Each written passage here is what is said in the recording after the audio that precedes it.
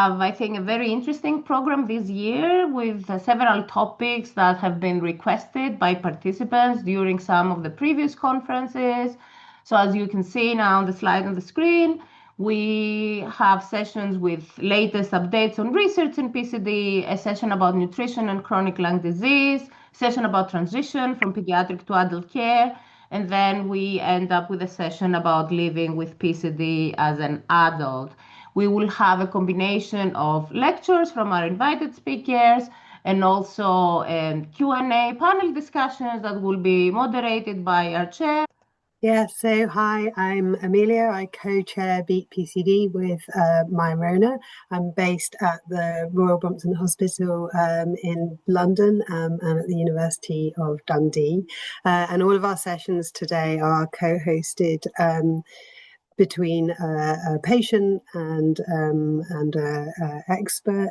So my co-host today will be Emily when she joins from the French PCD Association. We've got 3 talks lined up in this session. The first will be Professor Claire Hogg, who's going to talk about taking part in research and the messenger RNA therapies. And then we have Jobst, who has been instrumental in organising this meeting, who's going to talk about a new drug which has been licensed in the US for people with bronchiectasis. And then we're going to have Professor Oriol Sibila, who is from Barcelona in Spain and is going to talk about pseudomonas and ways of helping to get rid of pseudomonas. So first of all, Professor Claire Hogg is a paediatric respiratory consultant based at the Brompton Hospital and co-director of Children's Services. She's an active member of the BEAT-PCD Management Committee and has run the nationally funded PCD service at the Brompton Hospital for now over 20 years. She's also Professor of Practice at Paediatrics at Imperial College School of Medicine, and she's going to talk to us today about messenger RNA therapies.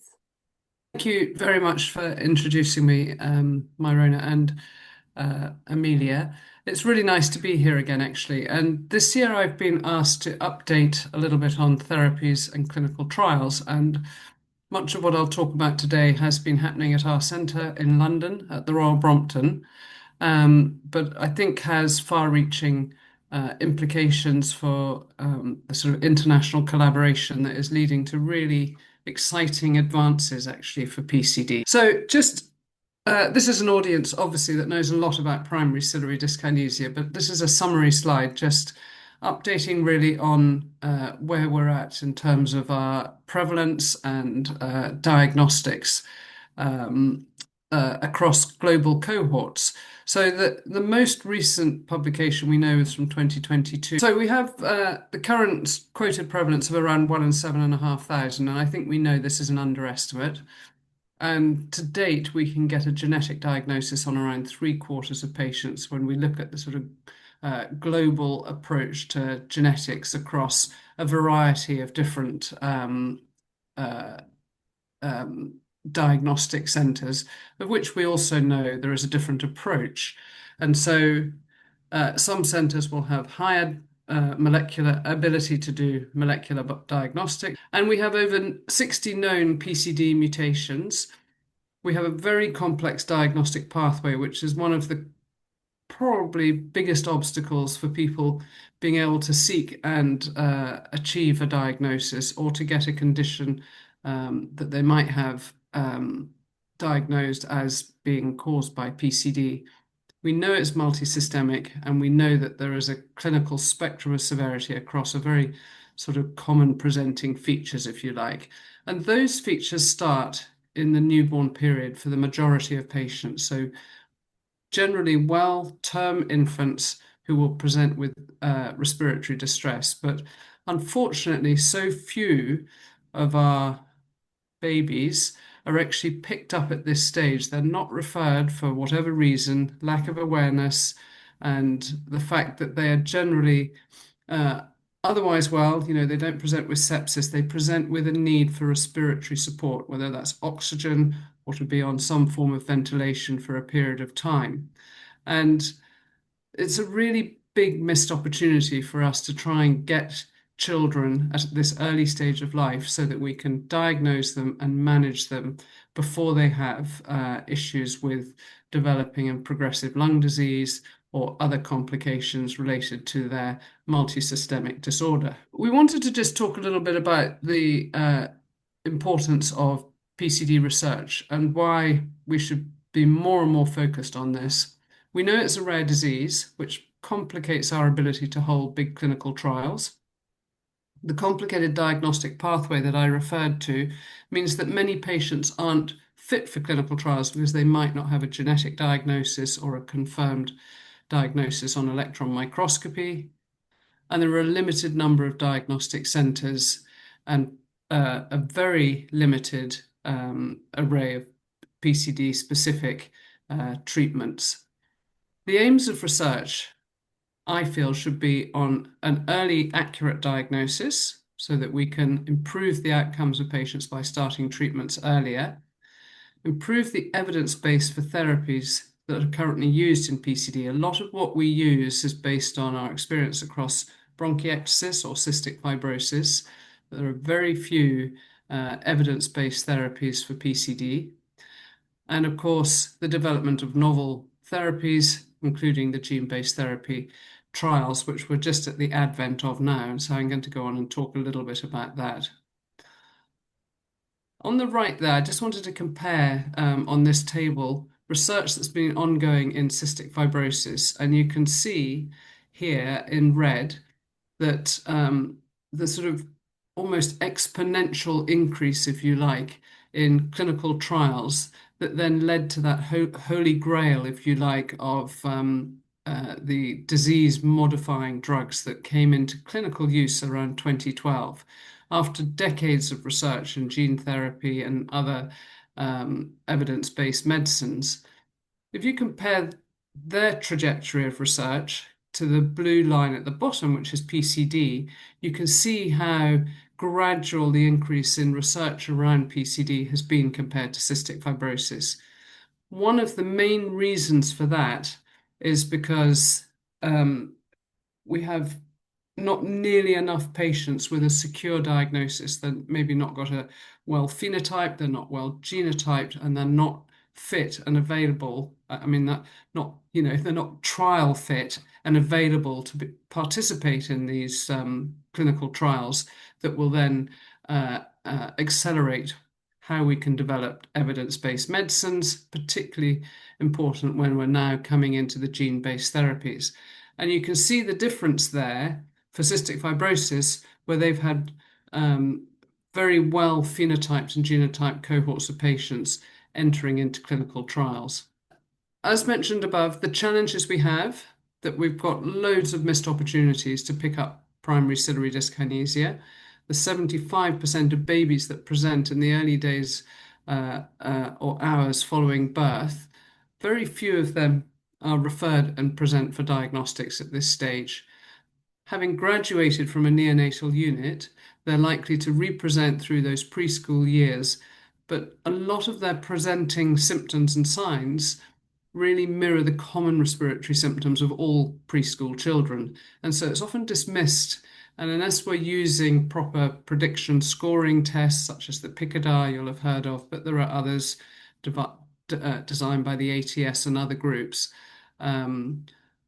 you may not be asking the right questions to make you think, could there be a background disorder such as PCD? There's always been a tendency to exclude cystic fibrosis, which is exactly right, but not PCD. And given that PCD is the second most common inherited cause of bronchiectasis, and we can see that the prevalence of PCD is increasing compared to how we used to consider the prevalence around 1 in 15 to 30,000, I feel that we should be thinking more about excluding PCD too. And of course, this diagnostic testing challenge that we have. So access for patients is difficult, and the resources across all of our countries, even within the UK, we only have commissioned diagnostic services in England, not in any of the other nations in the UK. And so there is a real variance across Europe and beyond, which means that it might be very difficult for clinicians to refer patients in. But there are loads of opportunities. Newborn screening, is that feasible? I'm going to talk about the Generation study, which is a big research study going on in the UK.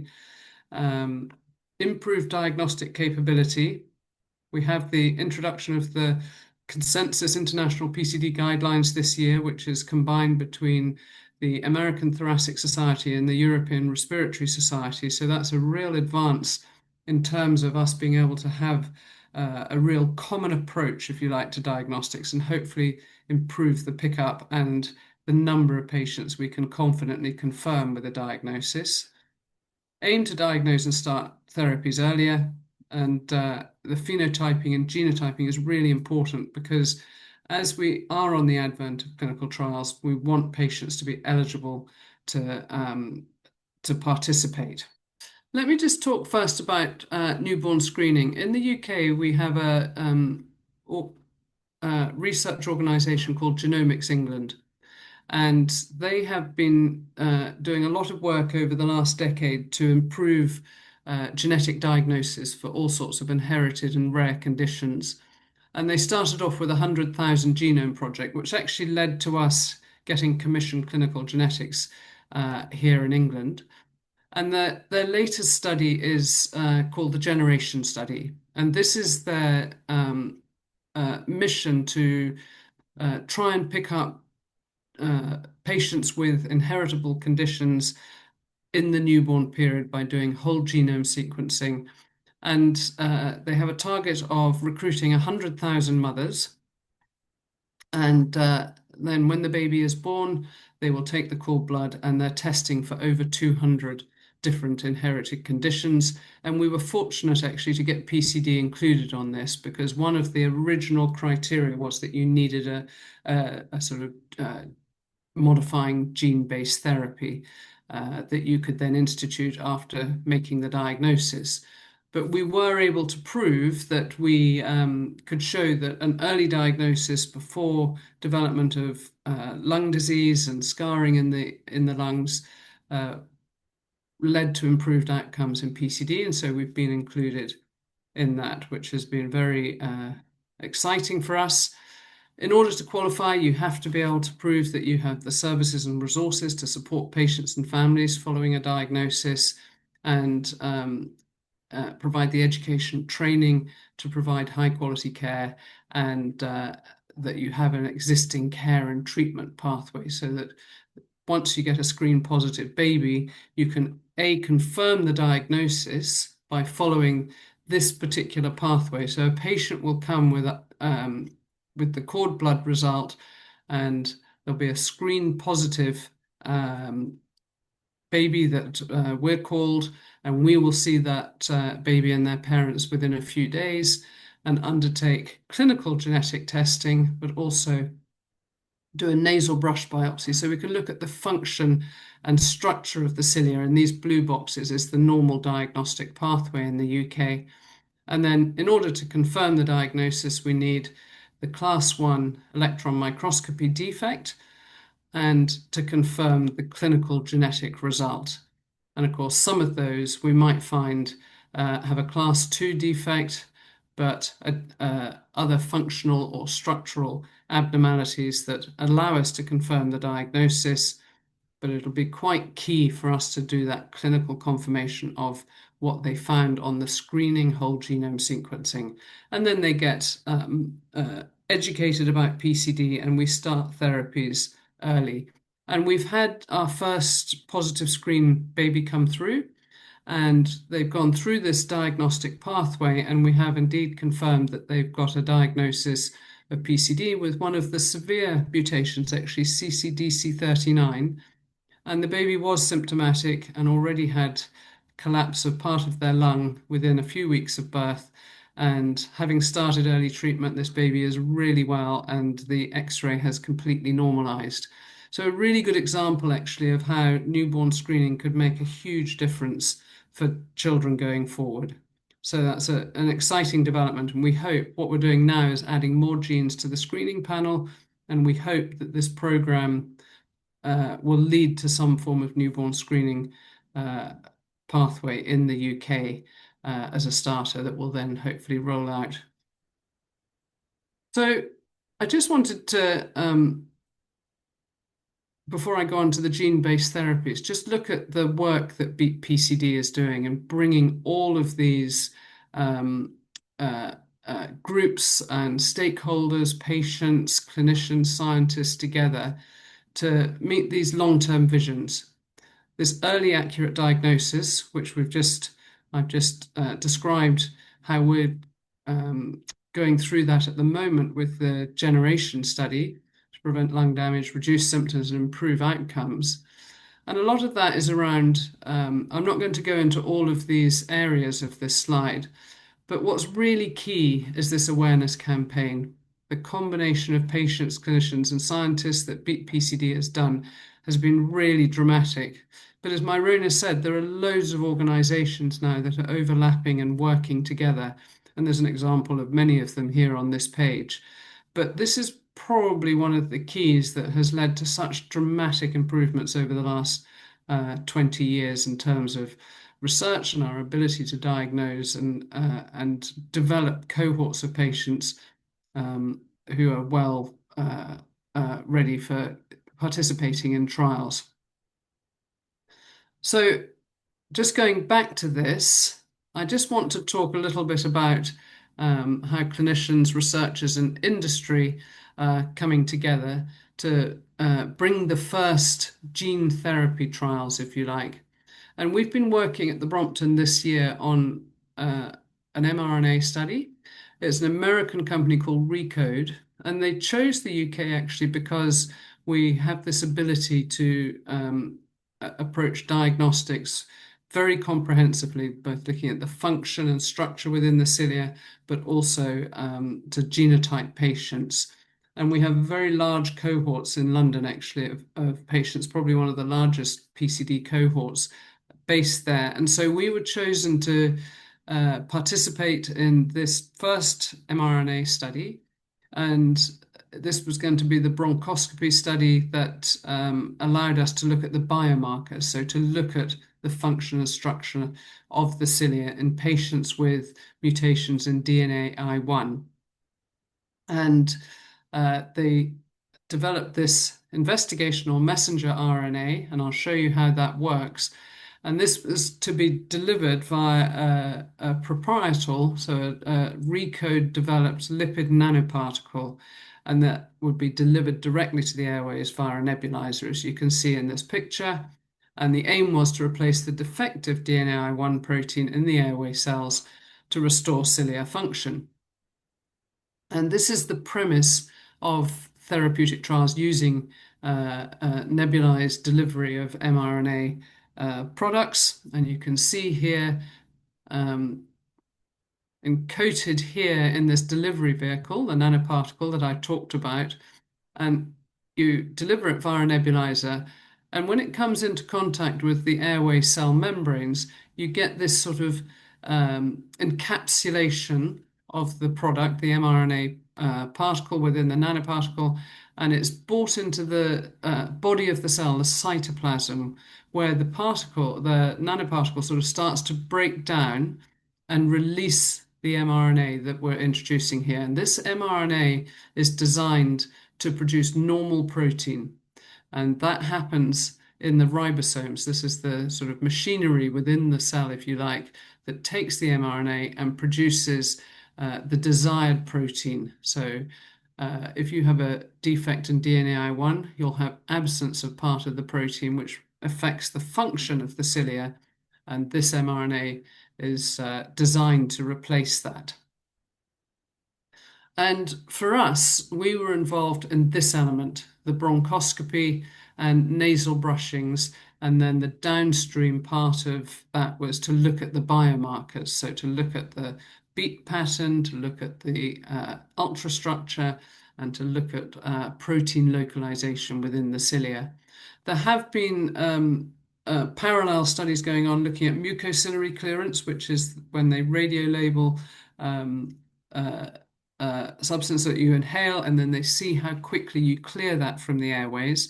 And they were doing those studies before and after delivering the mRNA through the nebulizer therapeutic phase of this trial. But for us, we were actually taking samples from the airway before and after the nebulized trial of therapy, which went on for 12 weeks, and looking to see whether there was restoration of function of the cilia. And these are the three modes of microscopy imaging that we use to make a diagnosis. And I'm not going to dwell on this too much, but you can see we look at the function by looking at a high-speed video microscopy. And this is a normal patient at the top, and here's a patient not with DNAi1, but with DNAh5, which is the most common, but gives a very similar beat pattern abnormality, static-looking cilia. And then the electron microscopy to look at the ultrastructure within the cilia. Here you'll all recognize this 9+2 in the dining arms, and here a patient with absence of the dining arms. And then the third biomarker we were looking at was immunofluorescent antibody staining to look at protein localization within the cilia. And when you have absence of the dining arms, here the DNAh5 protein is absent, staining in red there. So what we did was to prove that we could develop reproducible systems to analyze biomarkers for clinical trials, is we had 3 highly experienced observers assess the data. 2 of those were blinded, and then the third was brought in the case of any disagreement. So the samples were collected, recorded on the microscope, and the first 2 experts, blinded to each other's findings, would report back on their analysis. And the samples were collected by 3 bronchial brushing samples from just the split in the main airways, what we call the carina, and then from the left and right main bronchus. And we always had taken a nasal brush biopsy as well. And so this is how this happened. For each sample that was collected before and after the therapeutic trial, we'd have a recording of 10 strips, and you can see all the different beat patterns that they would be looking out for. And the 2 experts would record the beat pattern assessment and the ciliary activity. We did the same with the electron microscopy analysis, where we'd look at the cross sections, looking for the number of cilia with an outer dining arm defect, which is the defect we find in DNAi1, and the number of dining arms present per cilia across each section. And you can see again these 2 experts blinded to each other. And then finally for the protein localization. And for this we applied all the antibodies that we use when we're interested in an outer dining arm defect. These are the proteins of interest, and we recorded this across 20 cells minimum. And again, the 2 experts blinded from each other and recording their findings about the dining arm staining pattern assessment. We're not able to share yet the outcome of the trial per se, but what was incredibly valuable from this study, and we have been able to share this, is that the microscopy-based analysis performed in this way with these 3 observers showed high reproducibility in quantifying ciliary dysfunction. And that's really, really important. That strong observer agreement across all modes of diagnostic microscopy is really key, because these have now been internationally validated as robust and suitable for clinical trial use. And for us to move forward and to get industry and pharmaceutical companies to come forward and develop mRNA and other gene-based therapy trials, they need to know that they've got a suitable system where they can reliably do before and after analysis of the biomarkers. And so that was a really, really positive outcome of this trial. And I think, Amelia might know actually, but I think the results of the trial are due out early next year at some point. But it's very exciting that we've got to this stage, and that we've got an mRNA study that has already been completed. So the take-home messages from me: significant progress is happening in PCD research and development. I'd like it to be continuing to progress at this speed and maybe accelerate a bit more. PCD does remain really underdiagnosed, both across pediatric and adult patients. And I think particularly in the adult cohorts, we're seeing in the UK, a lot of adults come forward for diagnostics now who have been managed in non-CF bronchiectasis clinics. And that's important for their own individual management, but also important for them to get a diagnosis if they want to participate in a clinical trial. We know it presents in the early hours and days of life, so why are we missing so many children, babies at this stage and not getting them picked up? We need improved awareness to achieve a better earlier diagnosis, and we're really hoping that the Generation study will highlight this with the newborn screening program potentially becoming a clinical reality, which would be a huge advance.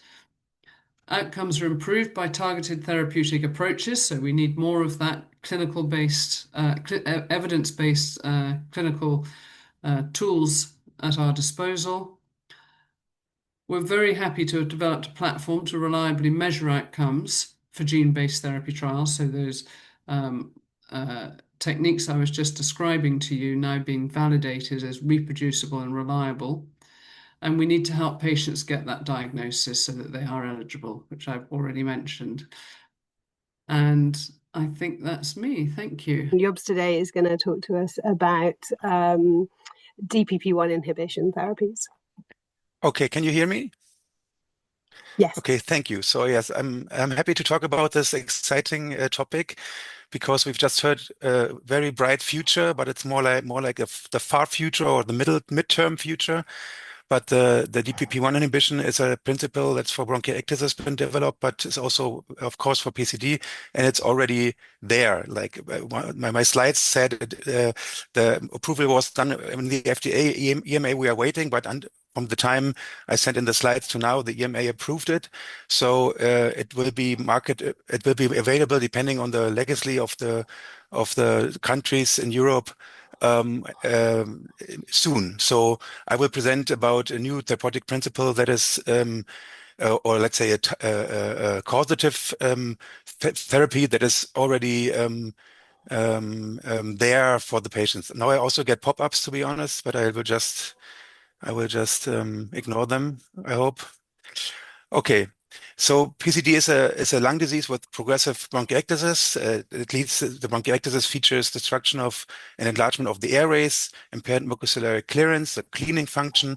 It leads to chronic bacterial infections and also to chronic inflammation, which is caused mainly by so-called neutrophil granulocytes, which are like defense cells that have certain properties. You can see here, like in the image of comparison of a healthy bronchus and a bronchus that's inflamed, that has more an excess of mucus and is enlarged.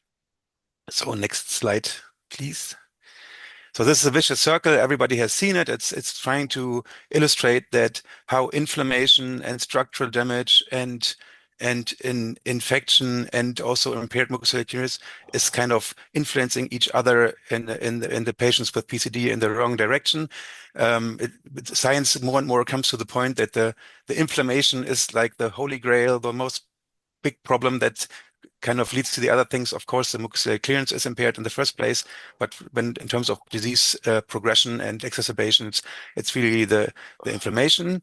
And next slide, please. And of course, our goal is to prevent the course of disease. Of course, it depends a bit on the genes, but the patients come from a more or less healthy lung and then get more progressive bronchiectasis, and depending on the type, until respiratory failure when they get older. And of course, our goal is to prevent this, and targeting, altering inflammation seems to be a very promising target to do this.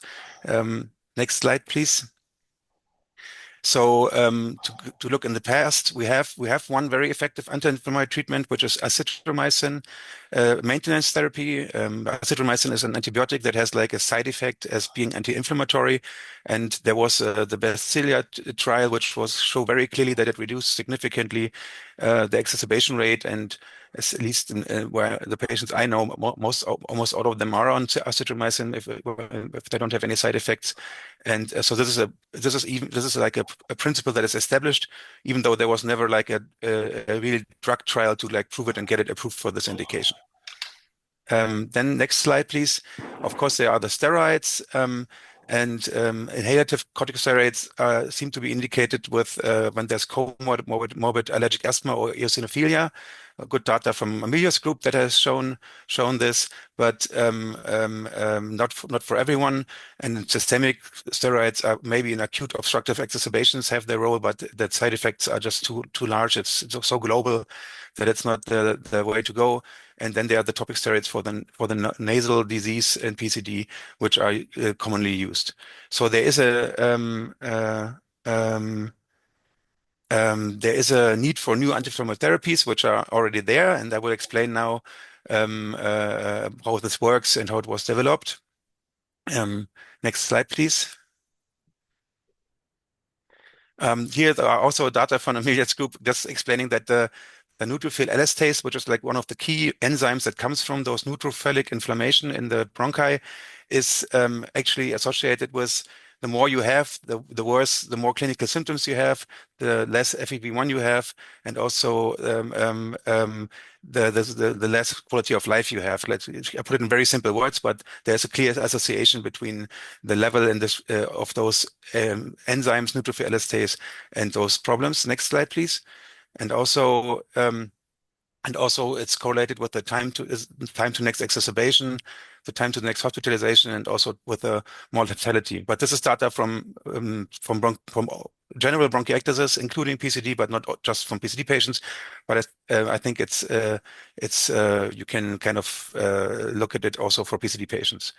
Next slide, please. Okay, so there's this DPP1 enzyme. DPP1 is a lysosomal cysteine protease responsible for the activation of so-called neutrophil and serine proteases in the bone marrow. There's a lot of terms now, but I try to explain it in simple words.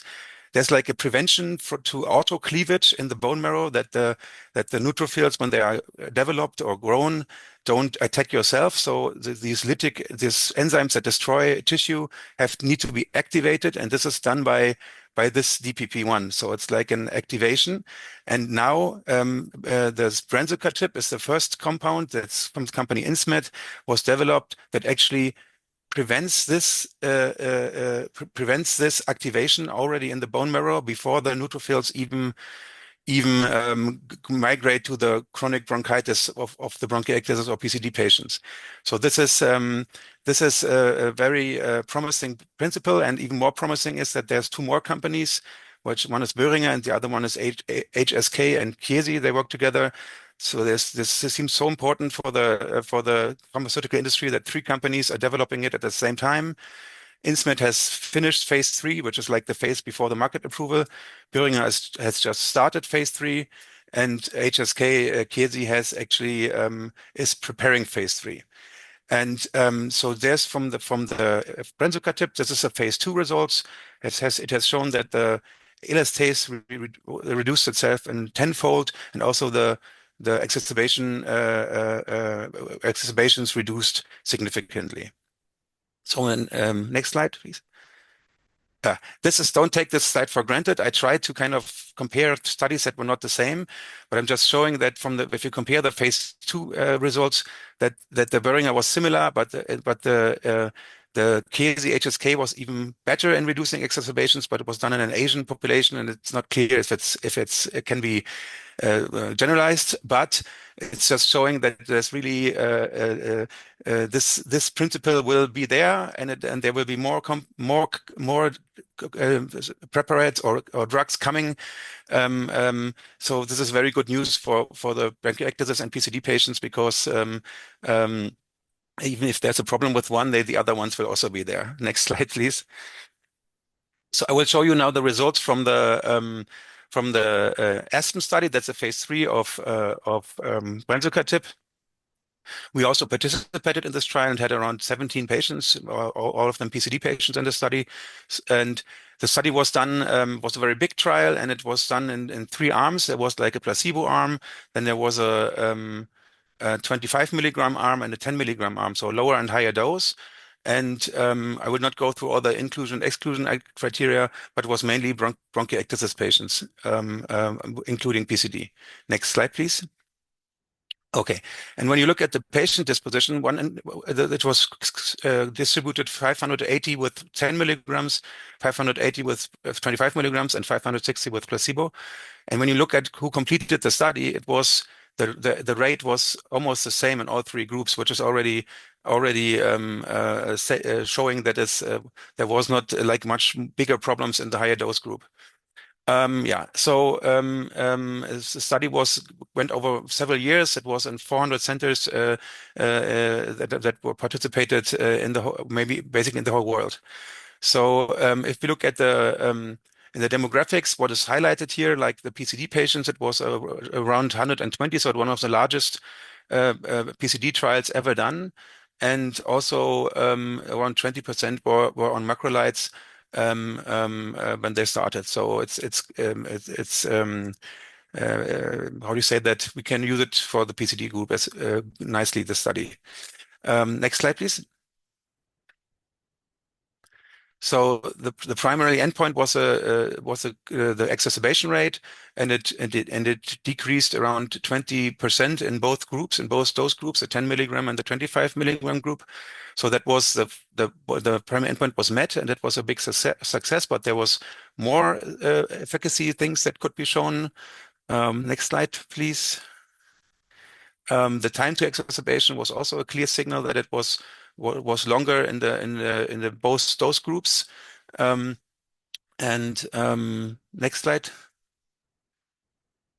And what was interesting though was that when you look at the gray curve, that's like the placebo group, like the natural cause of loss of FEV1.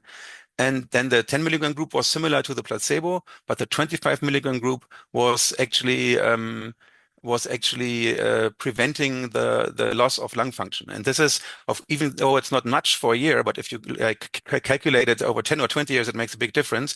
So it seemed that this principle of treatment has the potential to actually modify disease progression, which is, already indicated also by the reduction of the exacerbations. And then the quality of life, there was also a clear signal, a bit better also again in the 25 milligram group.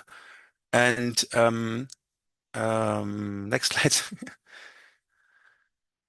Yeah, and then there's a safety. Of course, you can ask yourself, am I not prone to get more infections when I block these enzymes? But we knew before from the Papillon-Lefèvre syndrome, where genetically DPP1 is not working, that patients have gingiva and skin issues, but they don't get more infections. And this nicely reproduced in the study. If you look at the three groups, the rate of severe AEs was even higher in the placebo group. And also when you look at the special interests like the pneumonia or the hyperkeratosis or gingivitis, all of it was sort of similar in the three groups. And this was also our experience, that one patient had skin problems, but the others didn't. And it was also reversible. So it has a very good safety characteristics, which is also very good news for the PCD patients. So in summary, there's a novel therapeutic principle for PCD. It's a DPP1 inhibition as an anti-inflammatory targeted anti-neutrophil inflammation treatment. And it reduces the neutrophilic inflammation, as I said, and may allow long-term modification of disease progression. And as I said, the clinical development is well advanced. It's actually market approved. I think I'm pretty convinced that this will become standard treatment in patients that have exacerbations.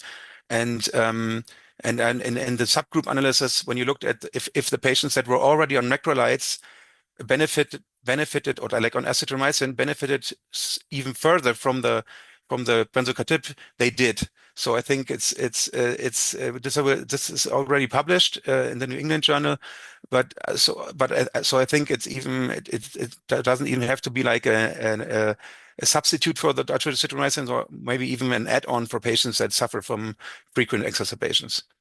So now I'm through with my presentation. I'm happy that we didn't have any further interruptions, and later in the discussion, I will be happy to take questions. And if you have a personal question, you can write to my email anytime. Thank you very much. So I'm Émilie Watelier, I'm French, I've got PCD myself, and I'm a board member of the French PCD association called PCD Patient Association called ADCP. The association was created more than 20 years ago, and we have many activities and offer support to PCD patients and family. If you are French or Belgian, do not hesitate to join us. I will put our website in the chat.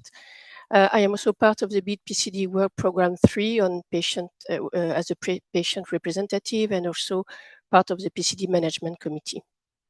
So I'm co-chairing this session with Amelia, and I will directly introduce our third speaker, Dr. Oriol Sibila. So he is a pulmonologist and prominent member of the Spanish Society of Pulmonology and Thoracic Surgery, and is the head of the pulmonology department at Hospital Clinic in Barcelona. He is an expert in bronchiectasis and active member of the European Respiratory Society EMBARC group, and recently involved in trials of new therapies to treat Pseudomonas infection. So please, Dr. Sibila, you can now do your presentation about new treatments for Pseudomonas aeruginosa. Thank you. Thanks a lot, Emily, and thanks a lot, Amelia and Myrona, for the invitation. For me, it's a real pleasure to be here today. Can you hear me well? Yes? And first of all, I must apologize for my English or for my Spanglish. Sorry in advance, I'll try to do my... So that's my talk. It's about 10 or 15 minutes. We are late. I'm trying to do a little fast. And go ahead, Amelia, please. This is my agenda. First, I will introduce Pseudomonas, then a little talk about current treatments, and then new treatments and conclusions. Next. Next. So this is the main character of the topic. I don't know how familiar are you with Pseudomonas, but Pseudomonas is a gram-negative bacteria that is an opportunistic pathogen. It means that can produce infections in people with weakened local or systemic immune system. It is commonly found in the environment, like in the soil or in the water, and can cause a wide range of infections in the lung, in the blood, in the urinary tract of people. Next, please. In bronchiectasis, it's common that the local immune response was altered, and it's very usual that different bacteria or mycobacteria or fungi lives in the lung, causing the chronic bronchial infection. Next. And we know from the EMBARC register with near 70,000 adult patients with bronchiectasis, which around 500 as PCD, that Pseudomonas aeruginosa is the most common bug in the lungs of adult patients with bronchiectasis, with around 20-25%. Next. This is data from the Germany register of adult patients with bronchiectasis, the prognosis. And when patients with bronchiectasis with and without PCD were compared, these patients with PCD, 83, next. So Pseudomonas is more commonly in patients with PCD, 65% versus 32%, next. And it's one of the main features related to the presence of PCD, like chronic rhinosinusitis or young age. So Pseudomonas is very common in patients with adult patients with bronchiectasis, especially with that ones with PCD. Next, please. And it is not a dramatic thing if you have Pseudomonas, so it's not dramatic, but it's not good. So it's always Pseudomonas is related with worse outcomes in bronchiectasis. So it is related to lung function decline. It is related to poor quality of life, more risk of exacerbations, and even more less survival. Next, please. And this is another cohort only with PCD patients where the presence of pseudomonas was related again to the worst lung function test. Next, and next, please. So next one, 2 clicks. So what we treat pseudomonas today? So pseudomonas is a bug. It's an infection. So the rationale is to treat the bugs using antibiotics and mainly inhale antibiotics like in CF. But our problem is that, no, the previous one, please.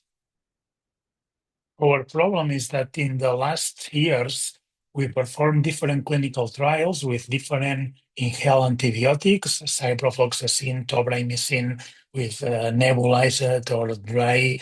And the problem is that the primary endpoints of these trials were always negative. We always found positive result in secondary outcomes, but the primary were negative, and that's the reason that inhaled antibiotics has no license to treat Pseudomonas infection in bronchiectasis.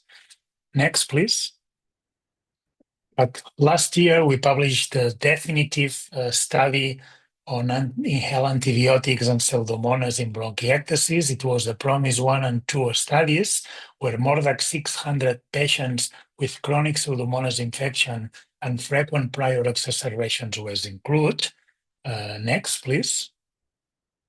And we were very happy with the PROMISE 1 results. Next, when we can see a strong reduction of the risk of having an exacerbation in that patients that receive the colistin compared with placebo.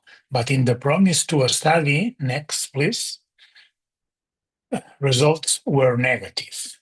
And again, we found that a very big study, the main outcome was negative. But when we analyzed the results, we found that PROMISE 1 was done mostly before the COVID-19 pandemic, and PROMISE 2 was performed during the COVID-2 pandemic. And we know that during the pandemic, we all stay at home and the risk of exacerbation decreased. And we analyzed the results of this study pre-pandemic were close to positive, and no difference were found during the pandemic. Next, please.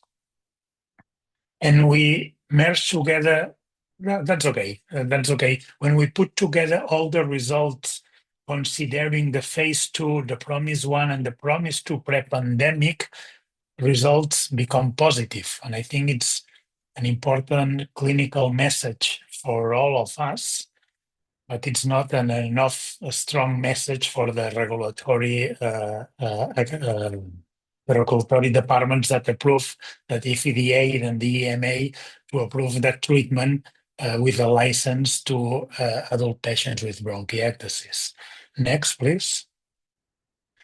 We also see in meta-analysis of all different studies using inhaled antibiotics in patients with Pseudomonas that their use when all patients were to globally decrease exacerbations and improve quality of life.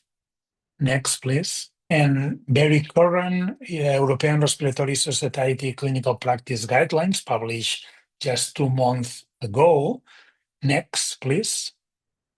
They include to treat that patients, adult patients with chronic Pseudomonas with long-term macrolides or long-term inhaled antibiotics. Next, please. So looking the vicious vortex that Jobst previously showed. Next, please. And another click. And yes, so we can see that the presence of infection with Pseudomonas is recommended to treat with long-term inhaled antibiotics, which is a strong recommendation with a moderate certainty of evidence, which I think it's no bad, and I think it's a strong message for all of you. Let's move to the new treatments. Next, please.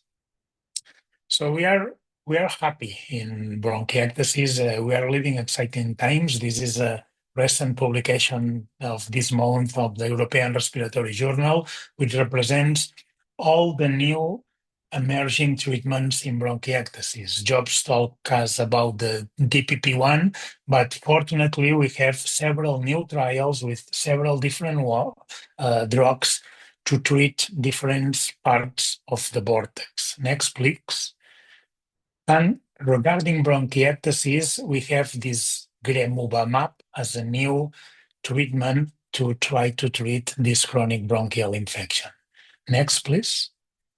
Gremutamab is a monoclonal antibody that targets Pseudomonas aeruginosa. Next, please. Particularly, they target two proteins that are present in most of the Pseudomonas that live in the lungs. Next, please. And we perform a clinical trial led by the University of Dundee that includes adult patients with bronchiectasis and Pseudomonas from UK and Spain. Next. Patients were randomized in 3 groups with placebo and 2 doses of this gremutamab, 1,500 and 500 milligrams, that is administered intravenous 1 time every month. Next, please. These are the differences among groups, not very important. Next. And this is the fantastic results that were presented in the last ERS Congress 2 months ago. And primary endpoint was positive. It's a small study, it's a phase 2 study that was looking that if patients that receive this monoclonal antibody decrease the bacterial load of Pseudomonas, and the results were positive. They really decrease at the end of the study their bacterial load. But fortunately, there are several key secondary endpoints that also were positive, like quality of life. Patients who receive the treatment improve their quality of life. Next, please. And another one, next. Yes, and they also increase time to first exacerbation, which is very important considering the small sample size of the trial. Next, please. And finally, they reduce different inflammatory markers that help us to understand their action mechanism. So I think this is a very positive study. It's just a phase 2 study, but now is starting a phase 2b study.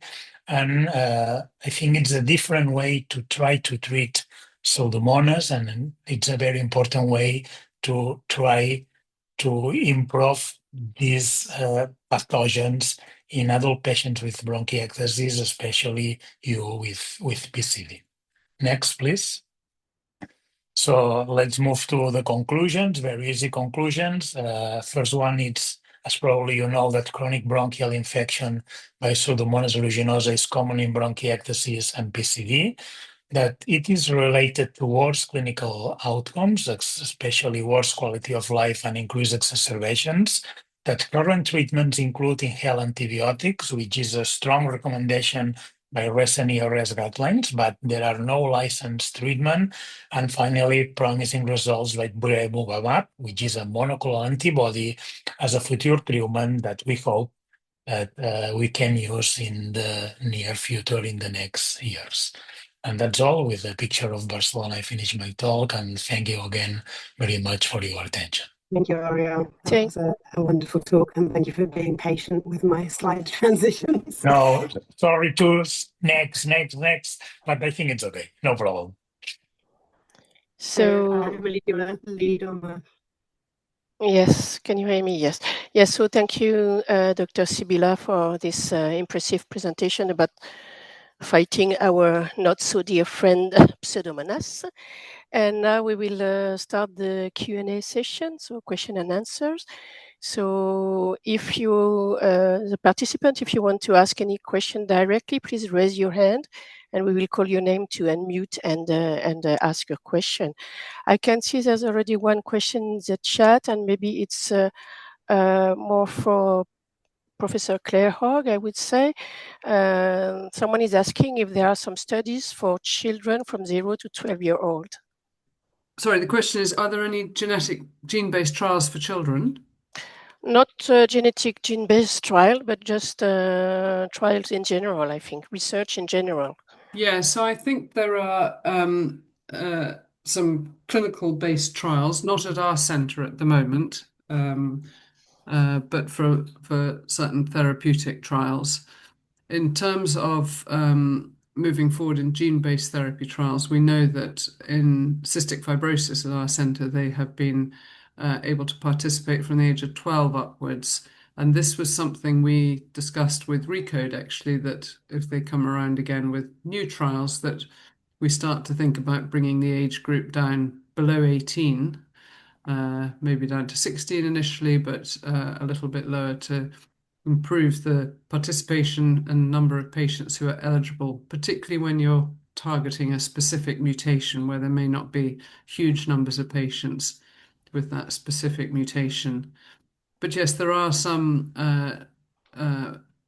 clinical trials that are do include children, and the azithromycin one was probably the first example of that.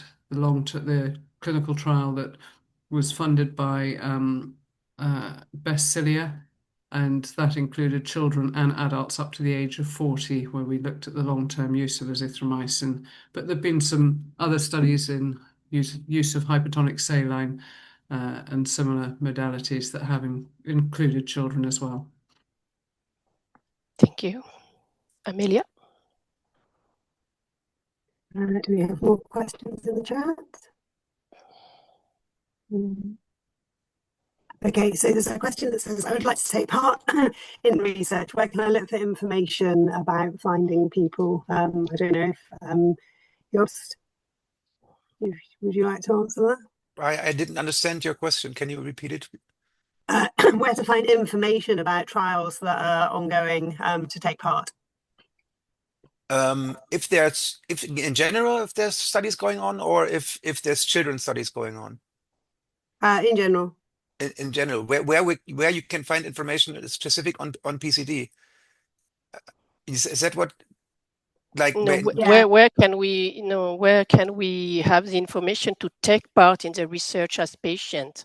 If you want to take part now I see in a it. Well, trial. usually it's it depends where you are. Like if you are in a center, usually your attending physician will inform you about study possibilities. But if you're not, there's always like the patient support groups that inform about this, depending on the country. And then there's European networks. That's either the BEAT-PCD and also the ear and lung PCD core. So that's like the places where I think, and associated to this, the PCD clinical trial network. So this is the places where you can get information. But the children, of course, the pediatric trials always come very late, because first the companies want to establish the safety profile, and usually before the phase 3, that means that in the phase 1 you look if it's humans are fine with it, as I put it this way. In phase 2 you look if patients are fine with it and if they have some efficacy, and then in the phase 3 you actually go for the efficacy. And sometimes in the first like in CF it was like this, and now also in the Aspen trial they introduce like people from 12 years and older in the phase 3, but the pediatric trials usually come later. And as far as I know, I'm not in terms of the DPP1 inhibition, I wish there will be pediatric trials for the patients, but I'm not aware that there is one planned at the moment, because it's for bronchiectasis, and bronchiectasis in numbers are so much more in adults than in children, that I'm not sure whether there will be, but I hope so. This is bad actually for adults with bronchiectasis, where DPP1 hasn't yet been approved. There's quite a few trials going on at the moment, so the best way to get access to the drug, although there are placebo ones, probably to take part in a trial at the moment. So there's a couple of additional trials going on, and the best thing to do is to ask your doctor when you go, but also the European Lung Foundation, and we can put that link, and also clinicaltrials.gov, so we can put those links in the chat for anyone who's interested. Thank you, Jobst and Amelia.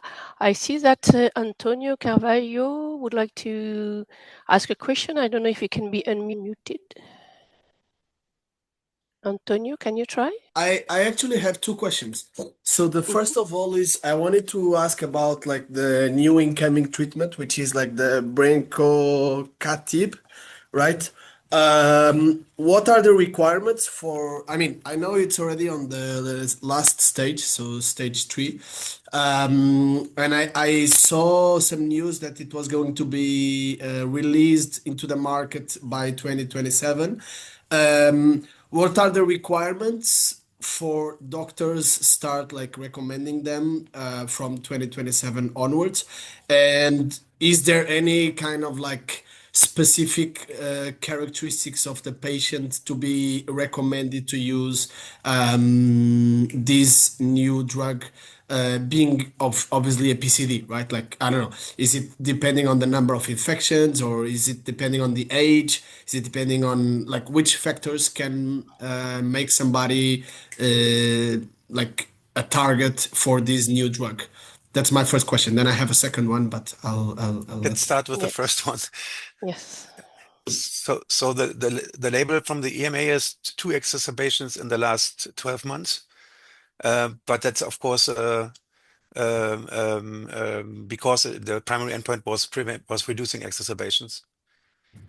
And if you ask me who will benefit, I think everyone will benefit because as I've explained, the neutrophil inflammation drives everything, and ideally you would give it even patients that don't have exacerbations yet and don't have bronchiectasis yet, because they would benefit from it.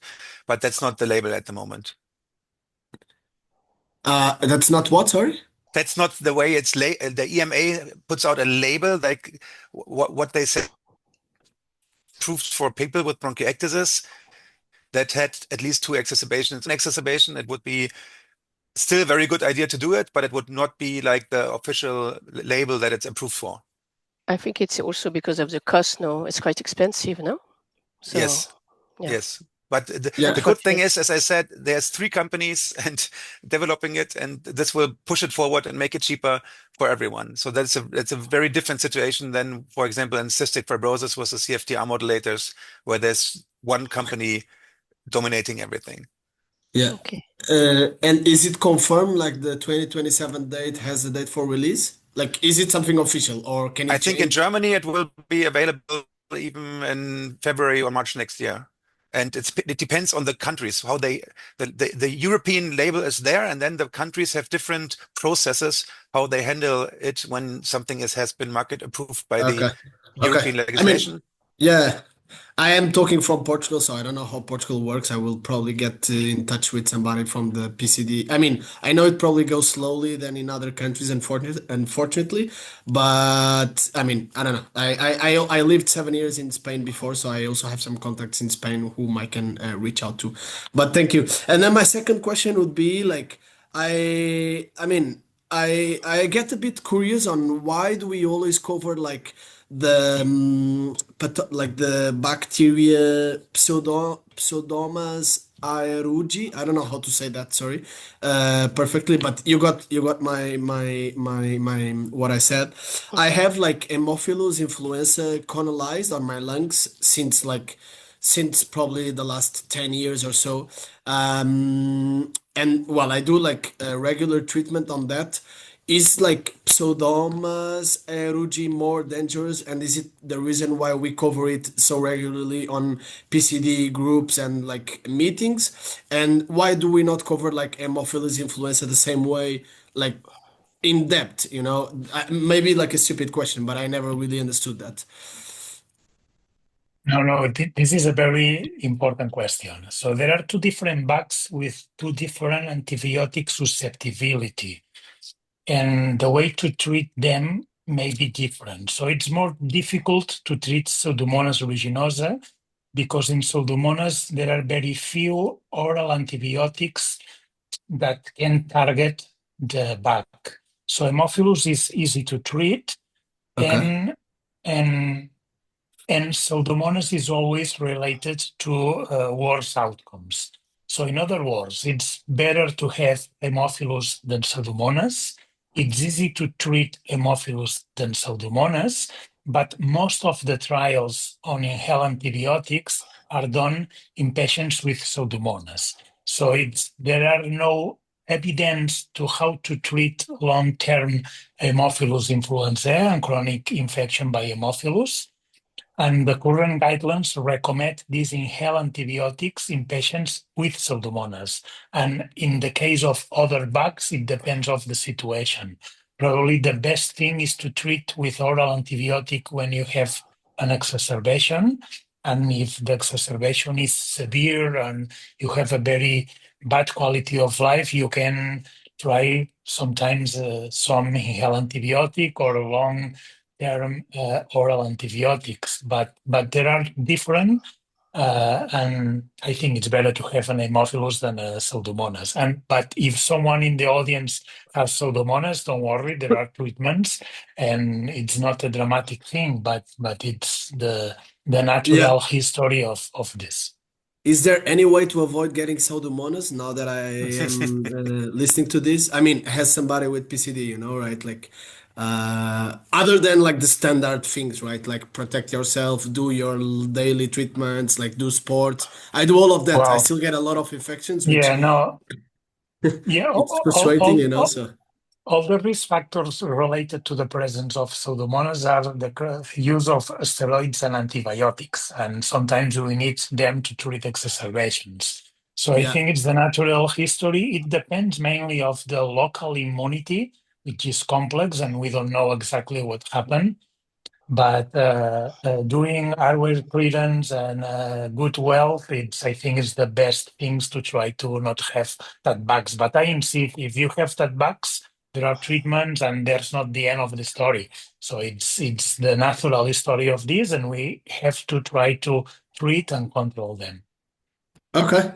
Thank you a lot for answering the questions. And regarding the indication of brensocatib in Spain or in Portugal, usually when EMA approves, like now the medication, it takes around 6 to 12 months to have the financiation in Spain. So we expect to have the treatment at the end of 2026. Yeah. I mean, I was being treated in Madrid for a couple of years, and I already knew about this treatment, but I'm now living back in Portugal. Anyway, I will talk with my local doctor and with my previous doctor in Madrid and try. I mean, I know they are also dependent on regulation, right? Like it's something that it's out of the control. Anyway, thank you very much. Thank you, Doctor. Thank you, Antonio. So we will take the last question because time is running, and there's a question from Michelle from PCD Foundation. So the fact that we don't have a specific PCD trial, so how important do you think it is to stratify by disease state in these upcoming trials? It is frustrating that we continue to lack PCD-specific data from these trials and have to continue to borrow therapies that are shown to help CF or bronchiectasis, but that are not proven in PCD. I don't know who can reply to that. I think it depends on if you have a scientific interest or what the company's interest is. The companies don't want bronchiectasis subdivided anymore because they want broad labels. And so it's not in the interest of the companies to make, like if you have a compound that works for all bronchiectasis, it is not in their interest, even though it's scientifically super interesting. I mean, there were 120 patients in the Aspen trial, and I have not seen the PCD sub-analysis yet. I keep asking, and I don't know if Amelia knows anything because she's in Dundee, but it seems that the company is not interested in doing this, or all of them, because they want to have a broad label, which is economically more interesting. That's why we have this comment from Claire. I think she cannot unmute, but I she's think saying if we do a scientific after the market approval, there will be like scientific and investigator-initiated trials, and they can, for example, for PCD, and those trials can answer those questions. I personally think that PCD patients probably benefit even more than the all group of the bronchiectasis, but that's my personal unscientific impression. Okay, so Claire is also adding that one of our key imperatives is also to improve the diagnosis of PCD so that we have enough patients who are eligible to participate in trials. With such small numbers of patients diagnosed globally, it is difficult to convince pharma to focus on PCD alone rather than in a wider cohort of patients with bronchiectasis. Okay, I think, Myrona, should we stop here the session because I think time is running? I think that we can go on with the next session and with the discussion and a bit of the break. We should be okay. If there are any other questions in the chat, we would be grateful if our speakers could just reply directly in the chat.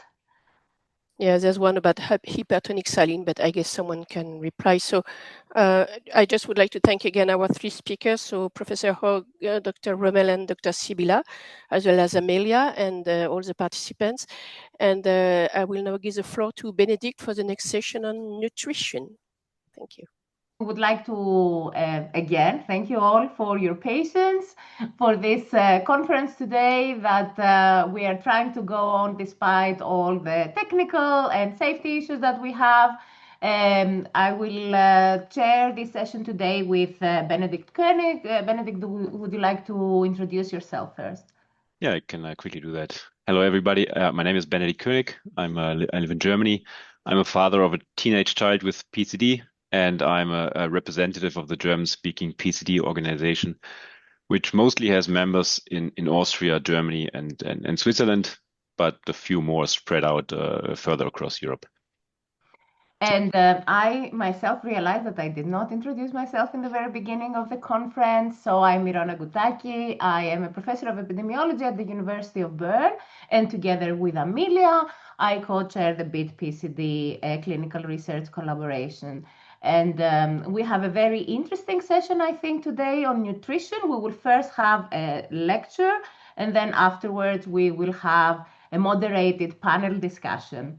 Our first speaker, or our one speaker in the nutrition session today, will be Ms. Raphaëlle Varraso. She's an epidemiologist and researcher at INSERM in France, and she's specializing in respiratory epidemiology. That is a mouthful, that word for me, sorry. Raphaëlle has been working with the Harvard Medical School and the professors Camargo and Willett there on a very long ongoing study called Nurses in Health. And she's been involved in that for nearly 20 years now. And she's also leads several research projects in French cohorts focusing mostly on respiratory health and nutrition. In her work, she investigates how dietary factors influence chronic respiratory diseases such as asthma and COPD, and this obviously affects PCD as well. And she's aiming to identify modifiable risk factors that drive prevention and improve respiratory health. And with that, I'll welcome Ms. Varraso and hand it over to you. Thank you. Thank you. You can hear me well? Is it good? Okay. Yes. Perfect. So thank you very much for the introduction and also for the invitation.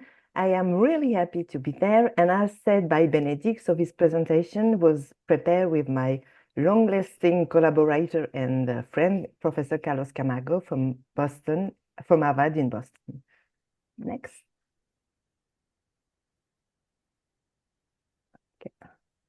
Okay, thank you.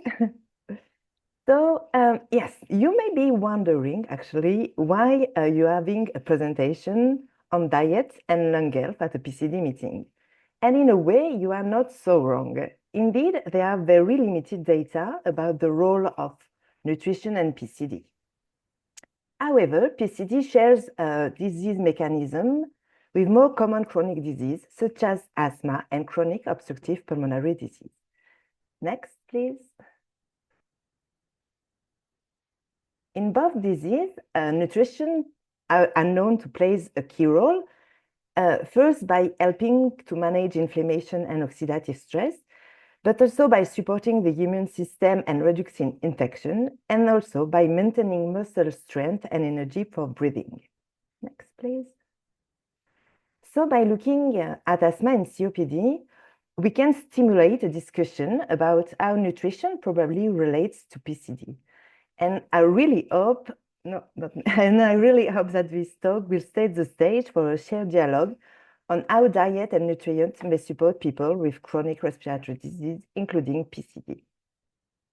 So for the relation of diet to PCD, to asthma and COPD is sometimes considered a novel topic. There is actually a growing literature as demonstrated by the recent publication of several systematic reviews. Next. I don't know, man.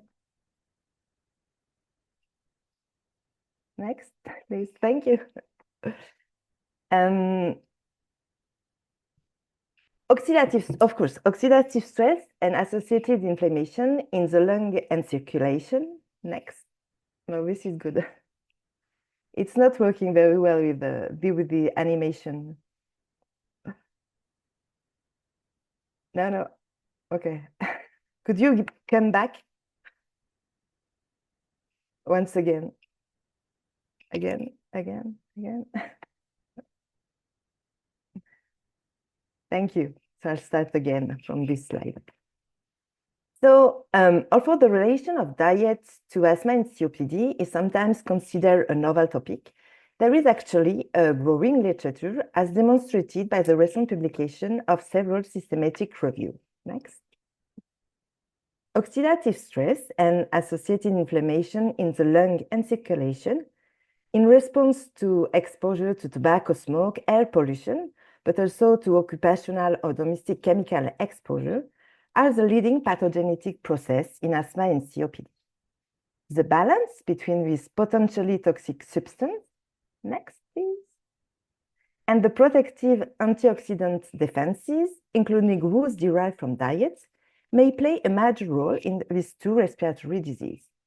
Indeed, over the last 20 years, there are consistent reports showing that certain dietary factors with antioxidant or anti-inflammatory properties can either directly benefit the lung or help modulate the harmful effect of environmental exposure, such as smoking.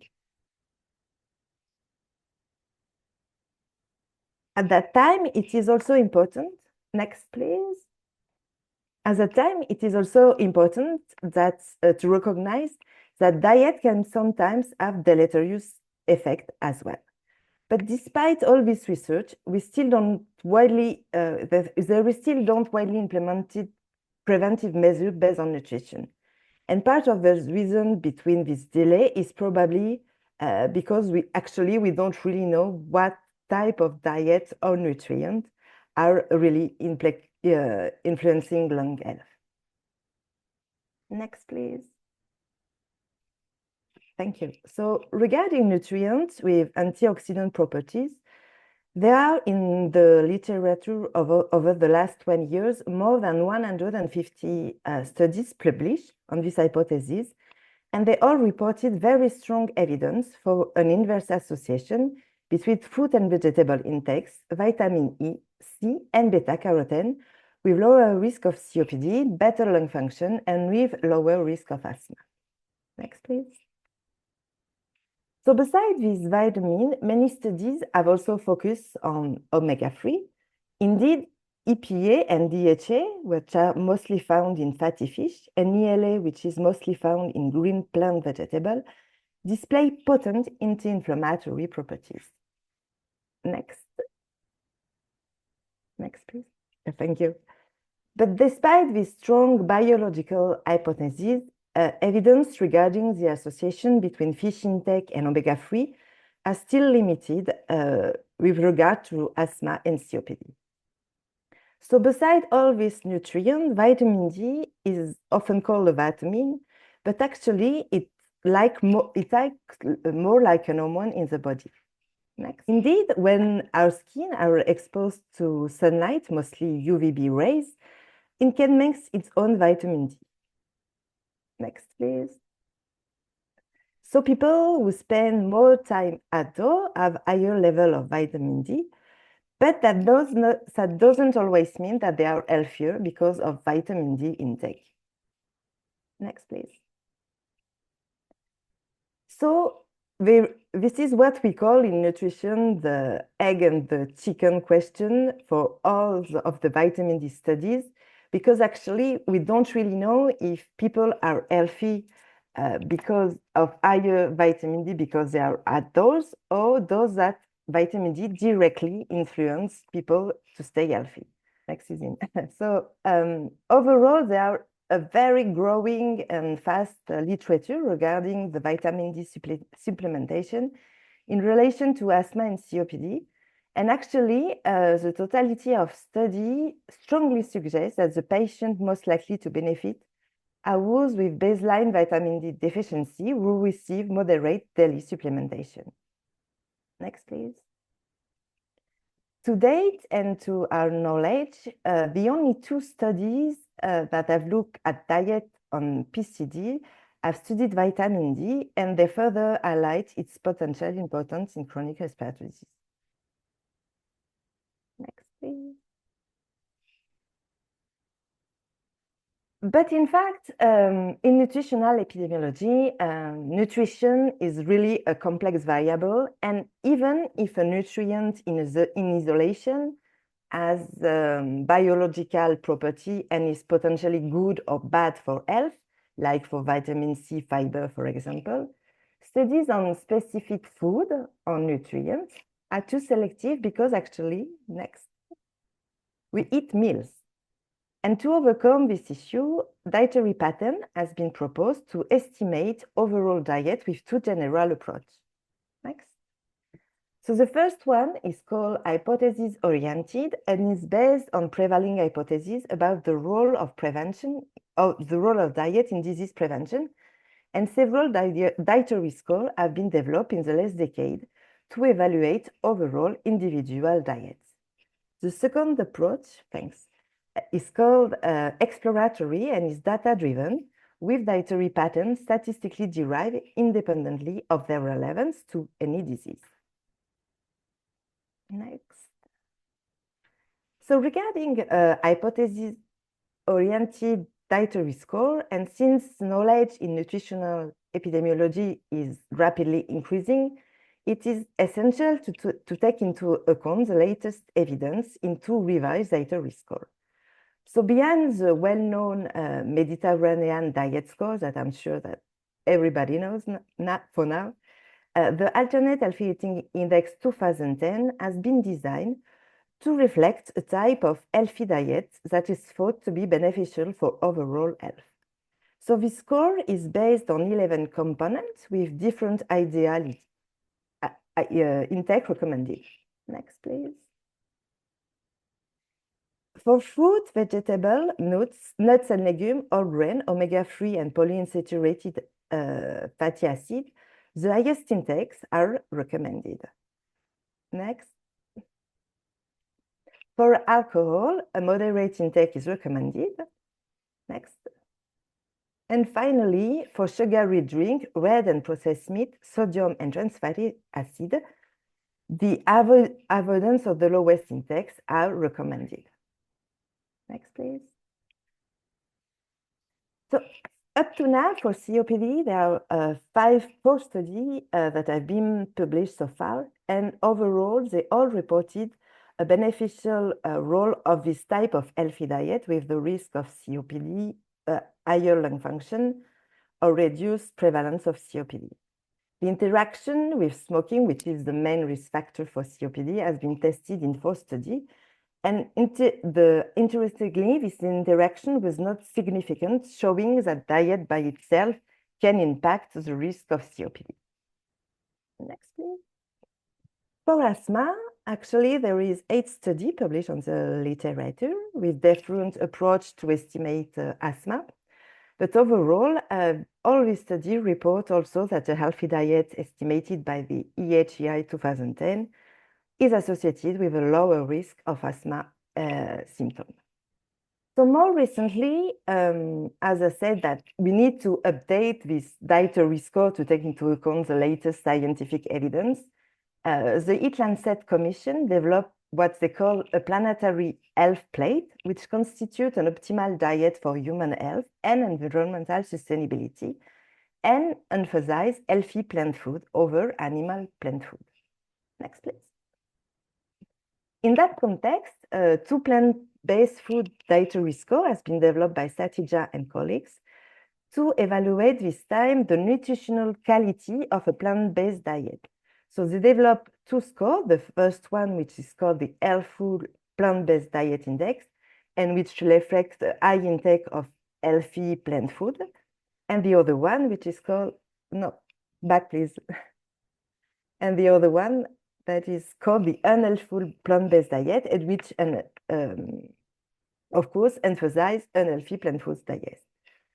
For COPD, there is one study which has been published so far using data from the Nurses' Health Study. And in this study, we reported that healthful plant-based diet reduced significantly the risk of COPD by more than 45%. But interestingly, we also report that unhealthful plant-based diet this time increased the risk of COPD by roughly 30%.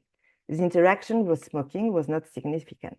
For asthma, two studies have been published so far, and overall, they reported that the plant-based diet reduced risk of asthma symptoms, both incidence and asthma prevalence, and this association was slightly mediated by body mass index. Using this time the secondary approach, which is the data-driven approach, there is consistency over a worldwide study to identify a so-called prudent dietary pattern and a Western dietary pattern. The prudent diet is usually characterized by high intake of fruit, vegetable, fish, but also whole grain products. Next, please. For COPD, actually, we have 10 studies in the literature. This so-called prudent pattern has been identified in 9 studies, and overall, it was reported to be protective in 8 of these 9 studies. Asthma, there is 14 studies published so far. The prudent pattern was identified in 12 studies, but no association was reported between this prudent pattern and the risk of asthma. By contrast, the so-called Western dietary pattern is usually characterized by a high intake of refined or junk food and meat product and sugary product also. Next, please. COPD, 6 of the 8 studies reported for the first time a deleterious effect of a Western diet on COPD. And for asthma, even if none of the longitudinal studies have reported a significant association between dietary pattern and new adult onset asthma, a Western-like dietary pattern has been consistently reported as deleterious in half of the study. So using this overall assessment of diet, it was proposed for the first time that diet may have both protective, that's what we know from all the nutritional study, but also deleterious effect on COPD and also asthma. So based on this apparent deleterious effects of the Western diet on COPD, but also asthma, and on biological hypotheses, next please, regarding first the long-term persistence of nitrosative stress in both asthma and COPD pathogenesis, and on an animal studies conducting a long time ago, but showing that rats drinking water enriched with sodium nitrite for 2 years developed pulmonary emphysema. It has been proposed that food from the Western diet with high level of nitrates may be of particular interest. And because processed meat is an important component of the Western diet, and they are cured by adding nitrates, we hypothesize that processed meat may be an independent dietary risk factor for the development of both COPD and asthma. To date, 9 studies have been published in regard between processed meat and COPD. And actually, so in different countries, so where with different design and in different countries, so where the intake of processed meat is actually different because there is a culture habits for processed meat. And actually, they all report that processed meat intake was associated with an increased risk of COPD. And recently, this all this study was summarized in a meta-analysis showing a 40% increased risk of COPD among participants with higher consumption of processed meat. Interaction with smoking was stated in all study, and although some studies report stronger association among smokers, the association was not limited among smokers. For asthma, there is less study, but there is actually 4 studies, and overall, they reported that processed meat intake increase the risk of asthma symptoms, and this independently of body mass index. So I will now conclude this presentation with some take-home message.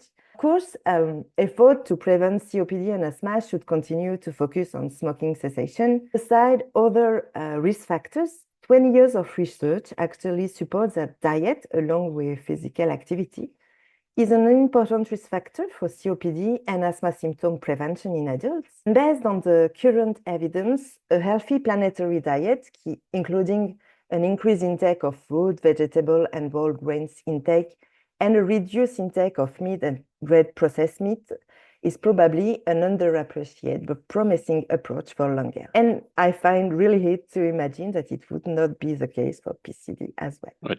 Thank you very much for this very interesting presentation. I would like to remind everybody, if you have any questions, we will now have a Q&A and a panel discussion, and please write them into the chat, and we will try to answer them. So for our Q&A panel, we have 4 people participating in the panel: Dr. Varraso, who just gave the talk, Benedict, my co-chair, Emily, who was the chair from the previous session and has already introduced herself, and Dr. Deepa Patel, who should be also in the call. Yes. Deepa, would you like, before we start, that you introduce yourself? Because I think you are the only one who has not yet. Hi, everyone. It's Deepa. I work at Leicester. I'm a paediatric respiratory consultant and a lead for the management services at Leicester, and do a bit of diagnostics there as well. So I'm actually really looking forward for this discussion today, because I think nutrition was a constant request as a topic during all the previous PCD patient conference. And we usually thought that we have not a lot of studies specifically on PCD, but I think after also the presentation today from Dr. Varraso, it would be a good opportunity to start the discussion. And I will moderate this discussion, and I would like first to ask Benedict and Emily, as a parent of a child with PCD, and then Emily, you as a person with PCD, what experience you have related to nutrition and PCD. Benedict, would you like to start? Yes, I can do that. Well, to be honest, we have not that much experience. It's a topic that has come up repeatedly, but don't really have a whole lot of information so far. The one thing we did do in the past was when my child was younger and had exacerbations very often, we could see that very quickly the condition deteriorated and he was just getting very weak. So back then the recommendation from her doctors was to just keep her strong, keep her let her keep a reservoir of energy, which in her case, because she was very picky with what she wanted to eat, meant if she wanted to drink a lemonade, she would get lemonade, and we would offer, just occasionally it's just chocolate and whatever, even the sweet stuff that you would never want to give, not never, but you usually try to keep it low with for your kids. We try to have her more of that, just so because she needed a bit of a stock up on energy. She was very thin, very weak, and as soon as an infection came, you could just see her very, very, very quickly deteriorating. So yeah, we just try to give her energy, as much energy as possible.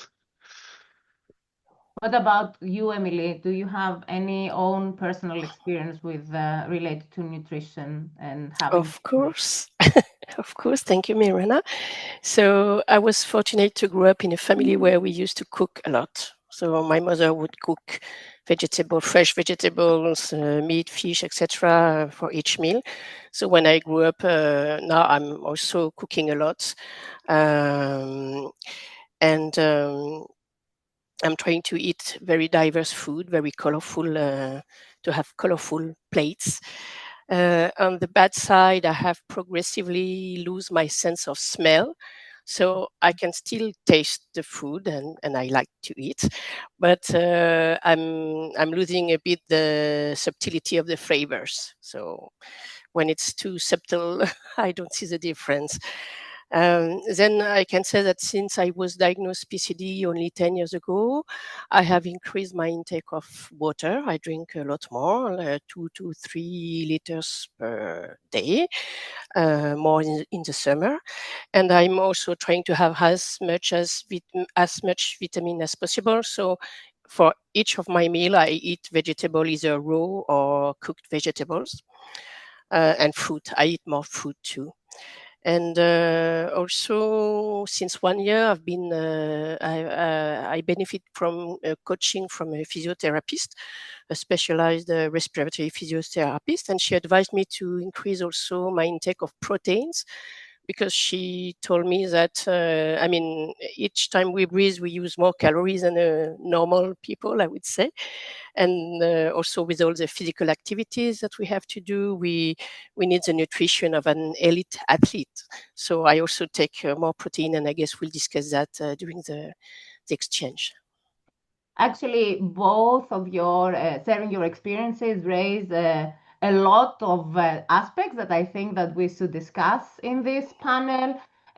First of all, an issue that you just raised, Emily, is that you got some nutritional advice from a physiotherapist. And I would like to go to Deepa or to Raphaëlle and say if from their experience, what is their experience on nutritional support for people with PCD, either with an organized way, especially like you, Deepa, leading a PCD service in UK. Could you share with us your advice and experience? Yes, of course. So a lot of the UK-based model is essentially looking at having specialized centers, and we have those specialized. So once you have a diagnosis of PCD, you fall into a equivalent management center. That's where children and adults get access to a whole multidisciplinary team. And within that is a senior level dietitian. And at the very least, we should expect every child and every adult in the UK with a diagnosis of PCD to have an in-depth, comprehensive assessment that's at least once a year, but that includes dietetic assessment.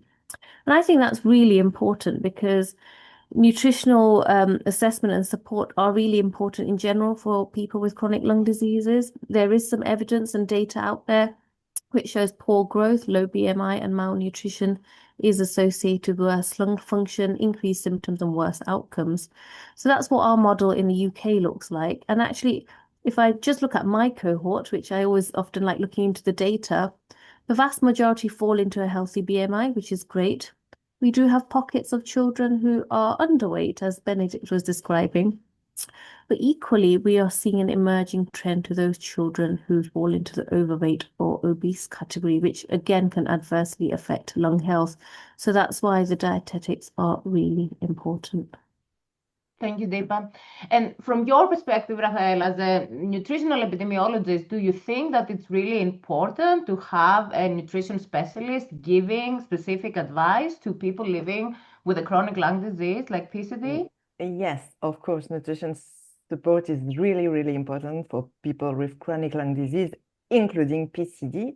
And maybe I can just share something more personal about my research.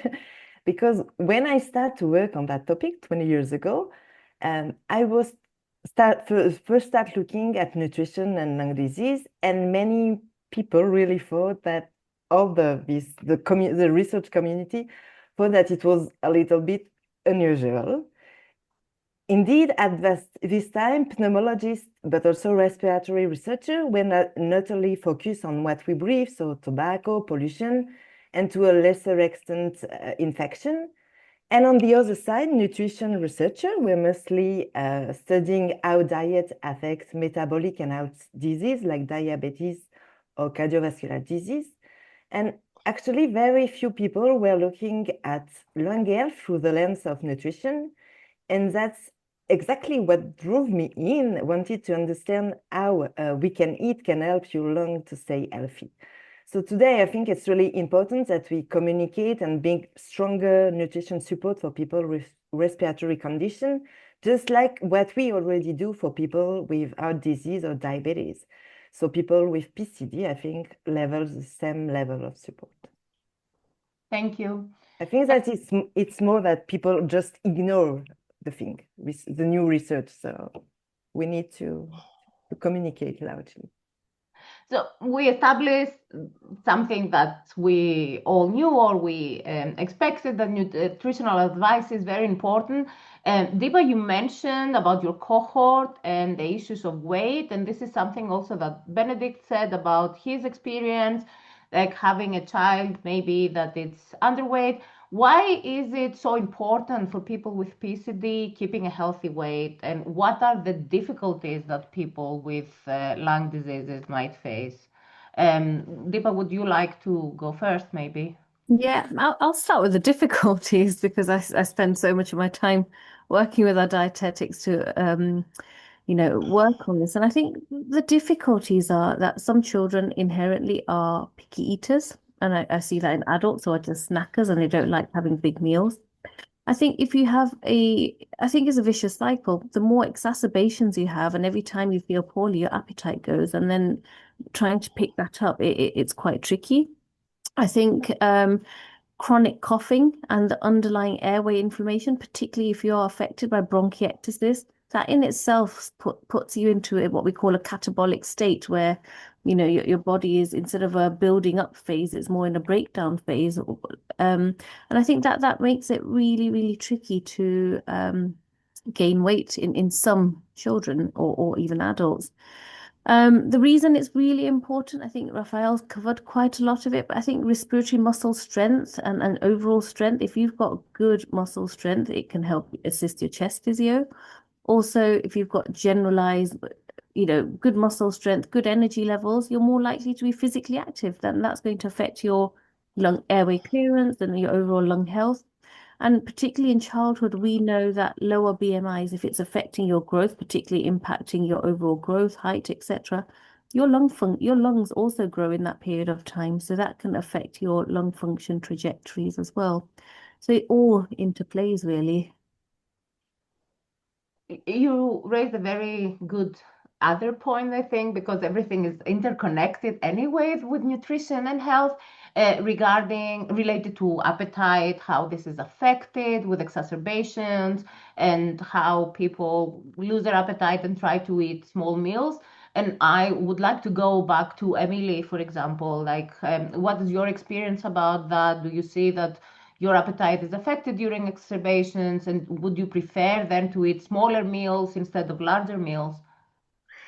Yes, of course, but not only during exacerbation, because also my experience is when I eat large meal, or for example, if I go to a restaurant and I take the starter, the main meal and a dessert, then I really have some difficulty breathing because my stomach is taking more space. I mean, reducing my lung space, I guess. So in everyday life, I'm trying to have smaller meals, but to have like snacks, healthy, nutritious snack in between my meals. So I try to eat 4 to 5 times per day.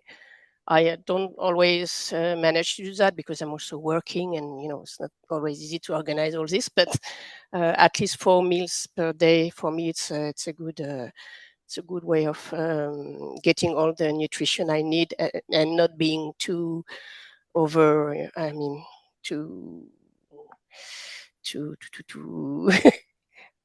mean, so that I can breathe well. Yeah, sorry.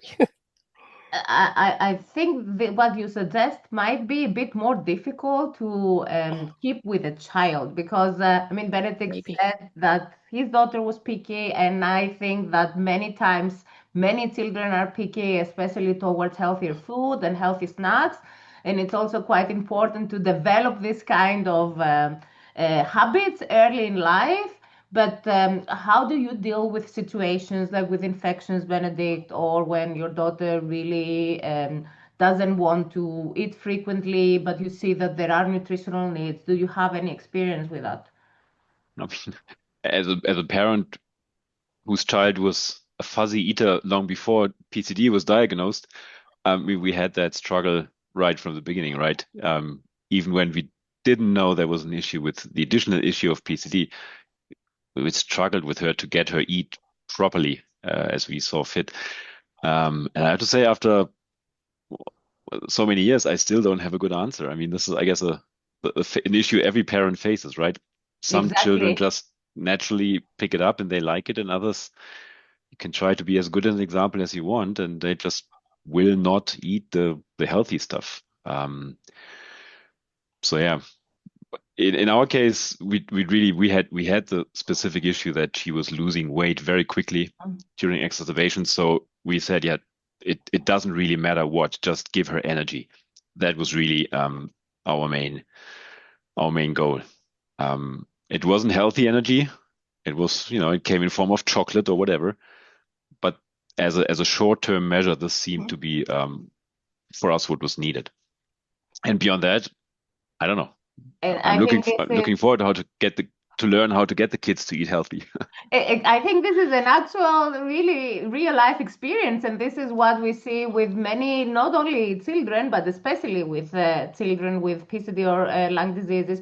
I don't know, Raphaëlle, if you would like to add some input from your experience, how to deal with these cases where I think for an adult, it's a bit more easy to explain and understand why better nutrition will help them, but how should we deal with the situations with children and developing these healthier habits early after diagnosis? Yes, so this is really a tricky question, of course. And of course, as you said, and there is also another point that I don't think that children want to look different, so they don't want to feel different. So unhealthy habits can set very, very easily. So the message here, I think, it's really to try to focus on few tips, because there is no ideal diet, perfect diet. So what's really important is really to try to have a few routine with kids at home for parents. So it's trying first to keeping healthy food at home, which is maybe better than unrefined diets. Is also to try to learn 2 or 3 basic healthy recipes that you can do, that you can try with your children. And if they like it, you can make it with them again and also learn them how to do it. It is also important to eat small healthy snacks when appetite is really low, because it's important too. And for practical idea, I often point people to the Harvard Nutrition Source website, because they have a lot of recipes that are very simple, tasty, and really supporting energy, immunity, and healthy weight. So you can find a lot of advice for recipes that are really, I think that the first thing is to get back to cooking. Really, really, you need to cook. You don't have to. And this is really the first things to do for children, to learn them how to cook. Yeah. Since we're talking about nutrition and healthy weight, we cover quite a lot the underweight and the need for healthy nutrition for exacerbations.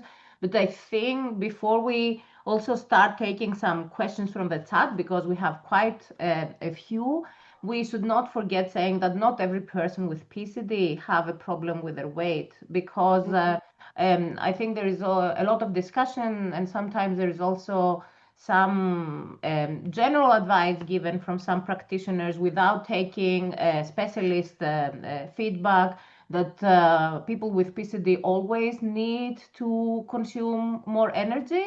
And that's why many times we end up in cases, as Deepa mentioned, that we have, especially for children, that we have a lot of PCD patients with overweight that can also affect their lung function. I don't know if any of you would like to comment briefly on that. Yes, Deepa.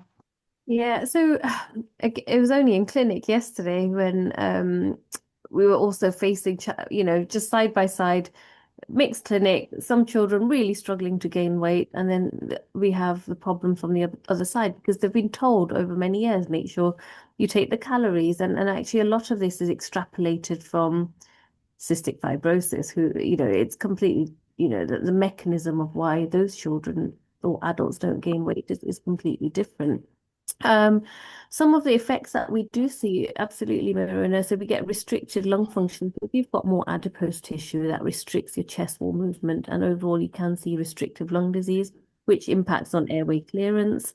Adipose or fatty tissue in itself is pro-inflammatory, and that in itself is not just generally good for the whole body, but if it's causing your body to go into a state of inflammation, why are the lungs not exempt from that?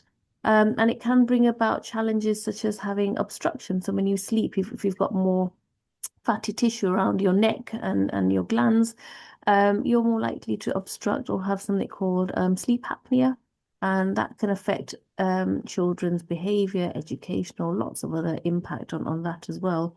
And there is some evidence with regards to asthma exacerbations and lots of other associations. Thank you.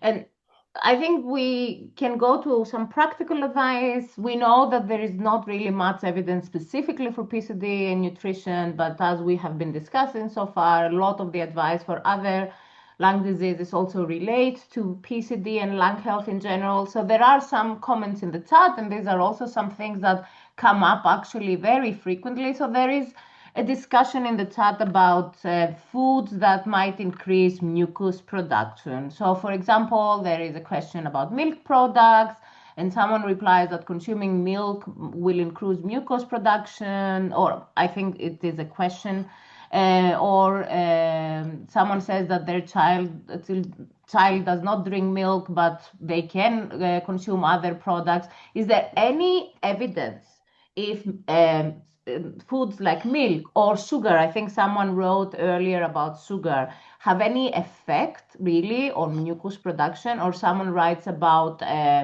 fermented food. Has this any negative effect in mucus production? Do we know anything about that, Raphaëlle?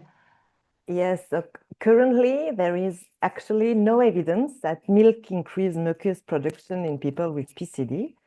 And regarding other chronic disease, the scientific evidence is extensive, but reported mixed finding. And there is no clear consensus regarding milk, which is neither good nor bad. So this is really, there is nothing really going on with that. And regarding sugar, also there is no study, of course, regarding PCD and sugar.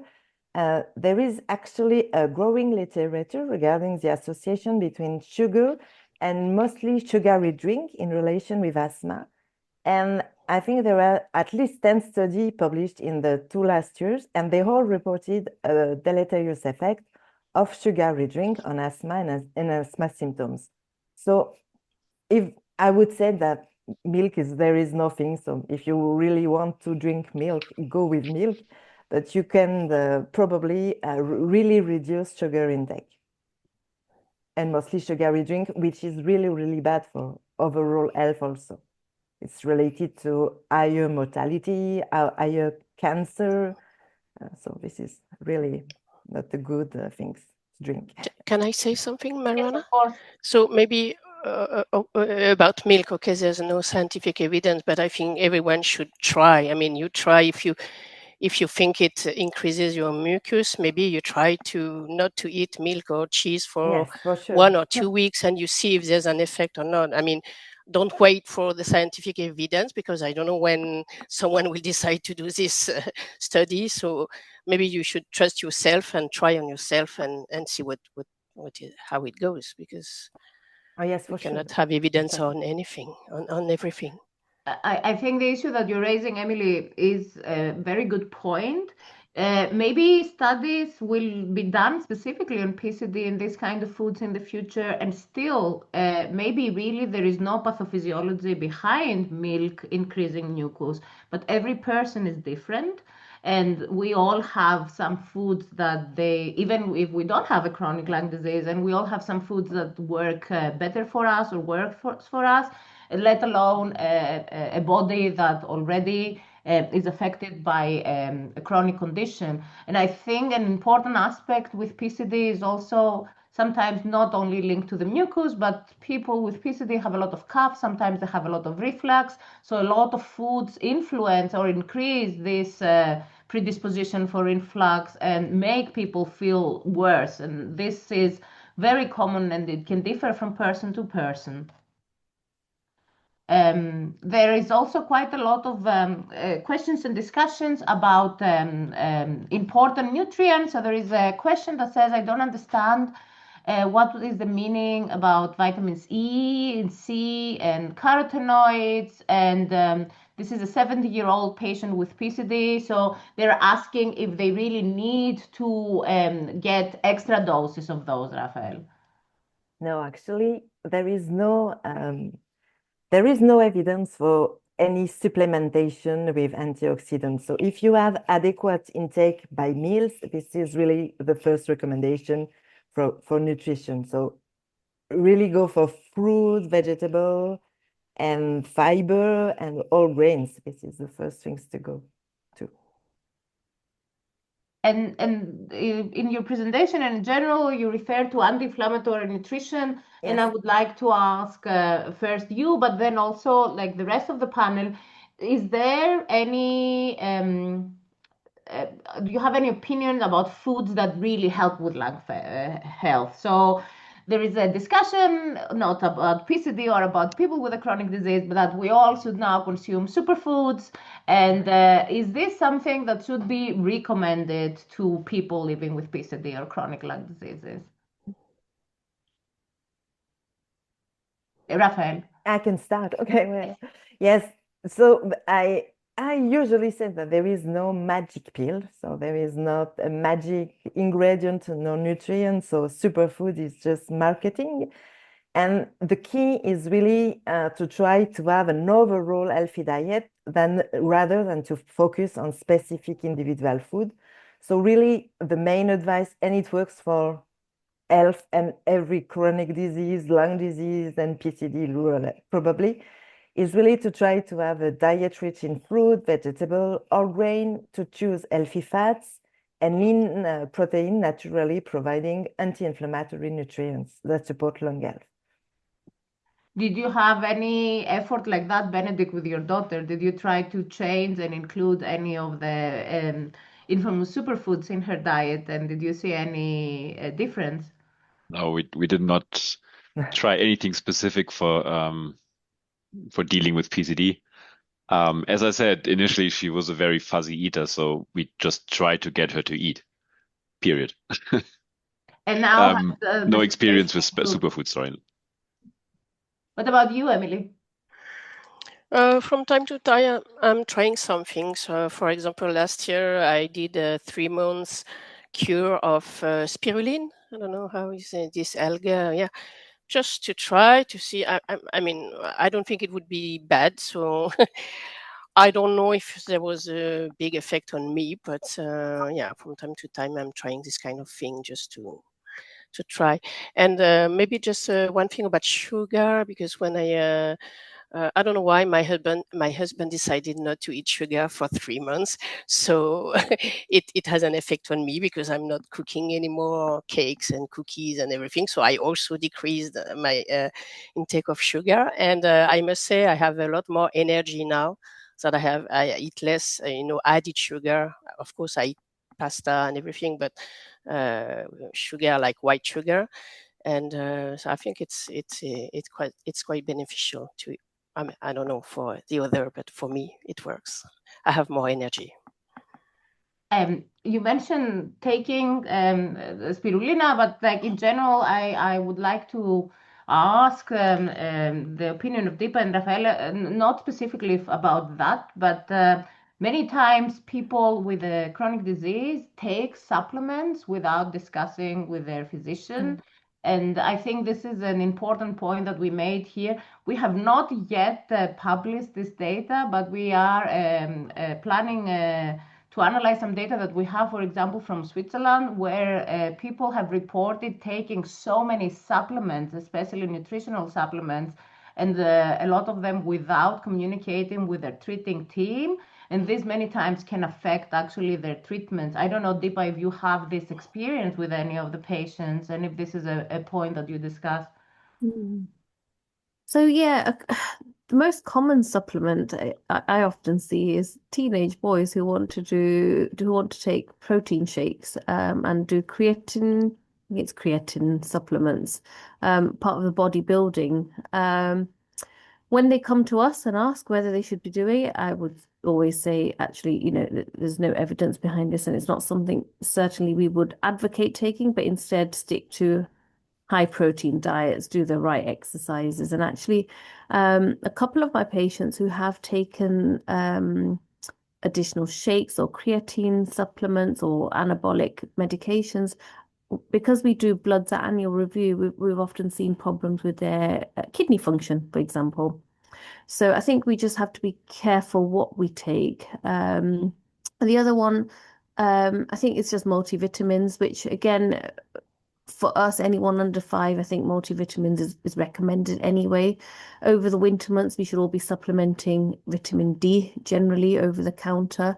But again, as part of our service, we offer routine check of vitamin D levels annually anyway. So if there's a problem, then we supplement. So if you're feeling tired or, just not lacking energy, it's not unreasonable to get some, particularly vitamin D checked before you consider supplementing. There are still some questions in the chat, but I would like to try and keep a bit the time of the conference. I know that this is an important topic, and I would be grateful also if some of you could go back to the chat afterwards and address some questions. But there was a question about coffee, and because we talked about different nutrients, I would like to close this panel with drinks. So coffee, alcohol, especially because we're talking, you mentioned teenagers, Deepa. I think this also covers this transition period where a lot of the patients start consuming this kind of drinks. And what kind of advice do we have? And first of all, maybe you start, Raphaëlle, with what kind of effect this might have for people with a chronic lung disease like PCD. So actually, the first things to go with is really to try to go with water. This is the main recommendation for any epidemiologist, nutritional epidemiologist. So really, water. There is no discussion. What about an experience that you have, Emily? I mean, Benedict, your daughter is too young, I would say, for something like that, but maybe it's good to know for the near future. What about you, Emily? Sorry, can you repeat the question? I was reading the chat. No, if you have any experience about consuming specific drinks. So first of all, like healthy drinks, like does consumption of water help also with clearing the mucus, but also drinks like coffee or alcohol? Oh no, I try to reduce as much. I've never drink coffee. I don't like it. I used to drink tea, but now I mostly drink herbal tea, not tea, because I've heard that also everything that would stress my body is not good for my breathing. So I don't drink tea anymore, but only herbal tea like thyme tea, healthy herbal tea. So no coffee, no tea, and alcohol as little as possible. Yeah. I think we need to close so that we will give at least a short break to the people. I would like to thank, first of all, Raphaëlle for this wonderful talk and all of you in the panel for this discussion. This is certainly not a topic that we covered fully, but I'm very happy that we touched finally upon this. And I hope in the future we have more studies and more data where we can address this. And I would like to invite everyone to be back at 4:30 for the continuation of our conference. And thank you very much. Thank you. Thank you. Session transition from pediatric to adult care. I think this is a very important topic, as any patient with a chronic disease has a lifelong journey of seeking healthcare, and I think in many chronic diseases, it's always an issue, the youth and then the adulthood. And I think it's very important that we address this issue, and we will have two speakers and also then a panel with discussants. So Tamar, would you announce the first speakers of the talk? Yes, hello everybody. My name is Tamar Makhatadze. I'm from Tbilisi, Georgia, and I am a mom of 2 PCD kids. And I would like to introduce you Amanda Harris, who is a PCD and children respiratory nurse specialist in Southampton, UK. She has been working in the diagnosis of PCD for adults and children and the management of children with PCD. For over 70 years, she has a special interest in transition. She is the autism ambassador and learning disability champion for Tire Ready Steady Go and the co-chair of BEAT-PCD transition group alongside Guillaume. Also, I would like to introduce you Guillaume Thouvenin. He is a pediatric pulmonologist at Trousseau Hospital, Paris, a reference center for rare lung disease and cystic fibrosis. He is also involved in national working groups on therapeutic education and lead clinical unit dedicated to adolescents with chronic illnesses in Trousseau Hospital. So please. Presentation comes up, you're going to see a picture of 3 children looking over into the distance. That is my 3 children in adolescence looking to their future of their adulthood across the mountains. Good evening, everyone. I'm glad to talk about my 2 favorite topics, PCD and transition. We'll share with Amelia our medical and nursing perspective on transition for chronic diseases, particularly PCD. You will see that the concepts are not so different between us, though they may be expressed in different words. Let me begin by illustrating the plan of my talk. Next slide, please. I will explain what transition is, what we aim to achieve with transitional care, and how to provide transitional care. Next slide. Do we know what transition is? Yes, we do. First, I will provide some few definitions. Adolescent, as you know, is a period of time between childhood and adulthood, characterized by physical, ecological, and social changes, as well as the development of new interests and abilities. Classically, it spans from 10 to 20 years old, as this is the age range during which we observe the most risky behaviors, such as addiction, suicide, sexual risks, etc. It's also a high-risk period for chronic diseases with more complications, exacerbations, hospitalizations, and also loss to follow-up, as seen, for example, in diabetes or asthma. Next slide, please. It is very important to distinguish between transition and transfer. Transition is an intentional and a progressive care process that involves guiding and supporting patients, young adults, as they move from the pediatric to the adult healthcare system, addressing the various needs of adolescents and young adults before, during, and after the transfer. Transfer, on the other hand, is a precise moment when responsibility for patient care is handed over to the adult service. It requires a coordinated protocol, as well as dedicated tools and forms. It's a defined moment in time.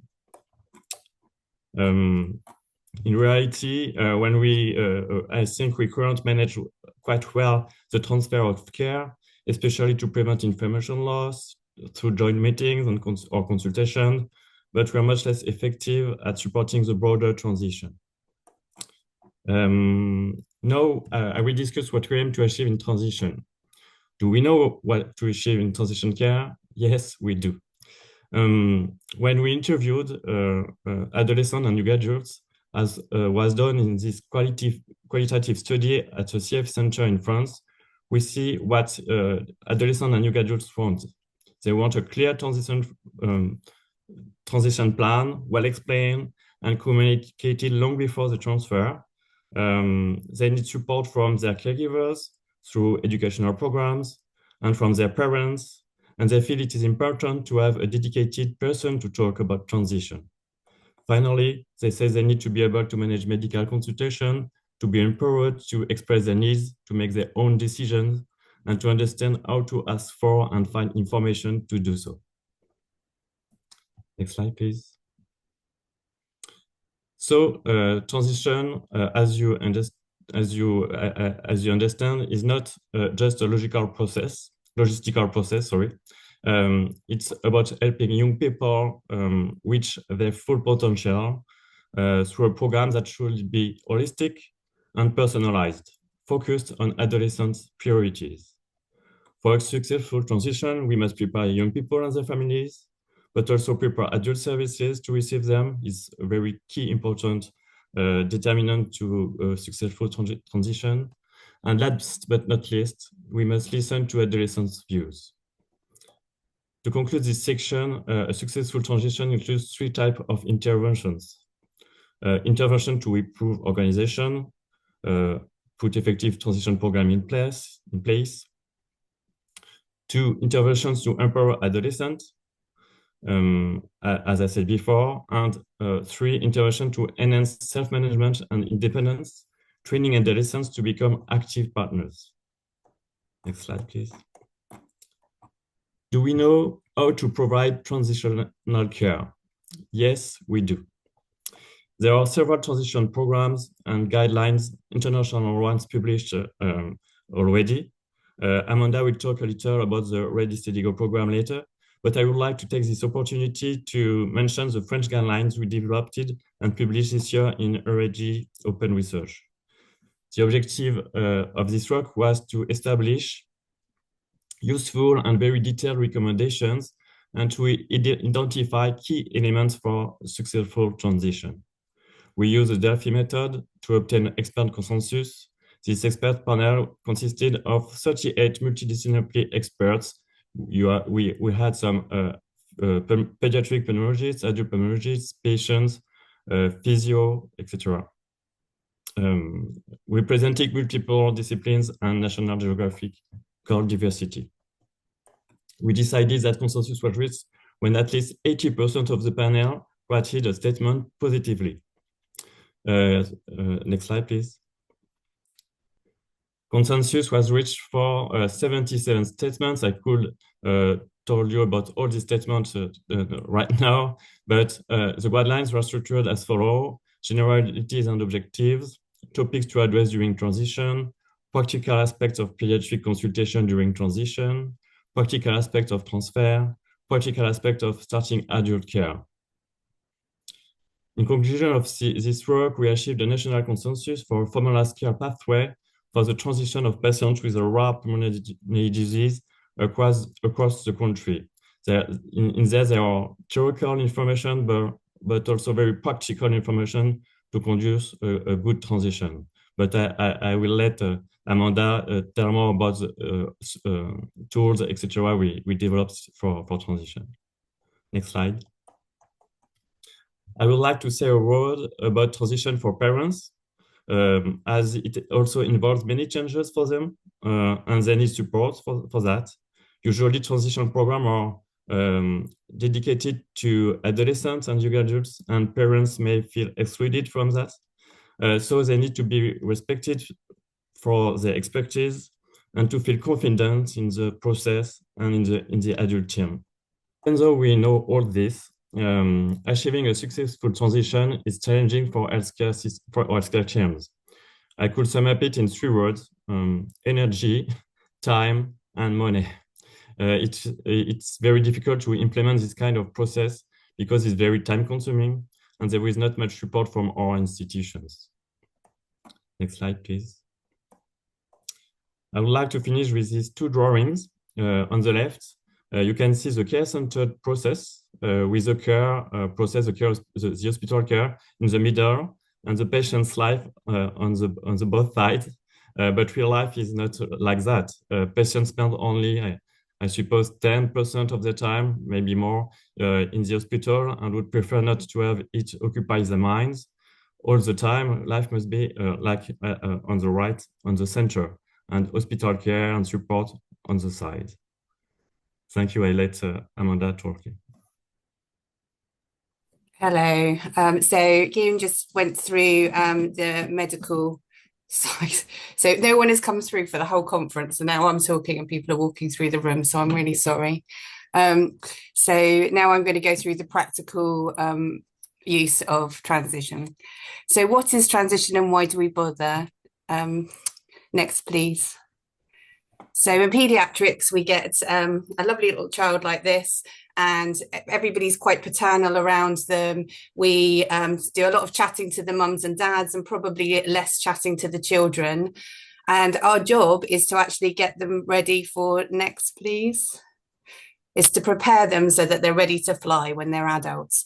So we need to put them in the center of that, but we can't forget, next please, the parents. So we have to work in partnership with the parents in order to achieve all of the objectives we need to achieve so that the child feels, the young person feels that they've got the knowledge and the empowerment to look after themselves in adulthood. Next, please. Yeah. So we just need to make sure they've got the knowledge, skills, and confidence. And that's really difficult. We bring our children up to be polite. So generally, you say, hello, how are you to a child? And they're going to say, fine, thank you. They're taught not to complain in company. And we need to teach them that when they're with their medical team, it's important that they tell the truth and say how they're feeling. They need to feel a real part of shared decision making. This isn't just words. They're more likely to follow an adherence pathway if they know why they're doing it and they feel involved. So that can be really small decisions in the first place, like, would you like to do your physio when you first come in from school, or have a snack and do it later? It's a small decision, but giving them those choices and helping them make decisions means that they'll be better able to make more difficult decisions when they're older. And to make this work well, we need to plan, prepare, and practice throughout their adolescence. Next, please. Patient empowerment improves outcomes. Next slide, please. So a good transition really does matter to patients. And we were asked, Guillaume and I co-chair a transition group. We were asked by patients and the BEAT-PCD network to come up with a transition and transfer document that would work in any healthcare system, regardless of resources. So we had to think a little bit about PCD. PCD is a rare disease. What we don't want is people having to go through the diagnostic process again and again. So we've created this pro forma. So I didn't say the transition group is made up of a multidisciplinary group with physiotherapists, audiologists, nurses, and adult and pediatric doctors throughout the world, from Australia to Chile, many places in Europe. We all came together to discuss what was important. We also had patient representatives and parents as part of this group, so we could get it right. And that third bit, it's a longer document than you can see, but that third bit on the right was thought to be really important to patients. It's a bit that says all about me, that where the young person can document what's important to them and what they really want the adult team to know about them. We have piloted it in Paris and in Southampton, and we're at a stage where we want to start translating it further and rolling it out across the BEAT-PCD network. Next slide, please. So what is important in transition? So to the patient, I suspect there are different things that are important than to the adult and pediatric care team. Next, please. And we need to balance those competing needs. Next, please.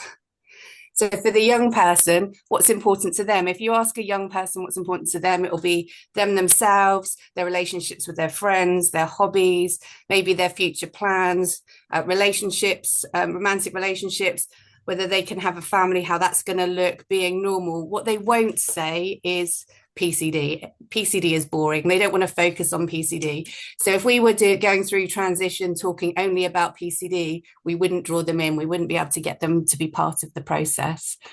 To the adult and pediatric teams, what we want them to do is to understand PCD, understand the treatment, really understand the importance of attending appointments. What is common if you don't have a good transition in any condition is kids are forced to come to hospital appointments until they're 18, and then they're like, yay, I don't need to go to hospital anymore, and then they all get sick and fall off the perch. So we need to try to instill in them why it's important that they carry on being seen.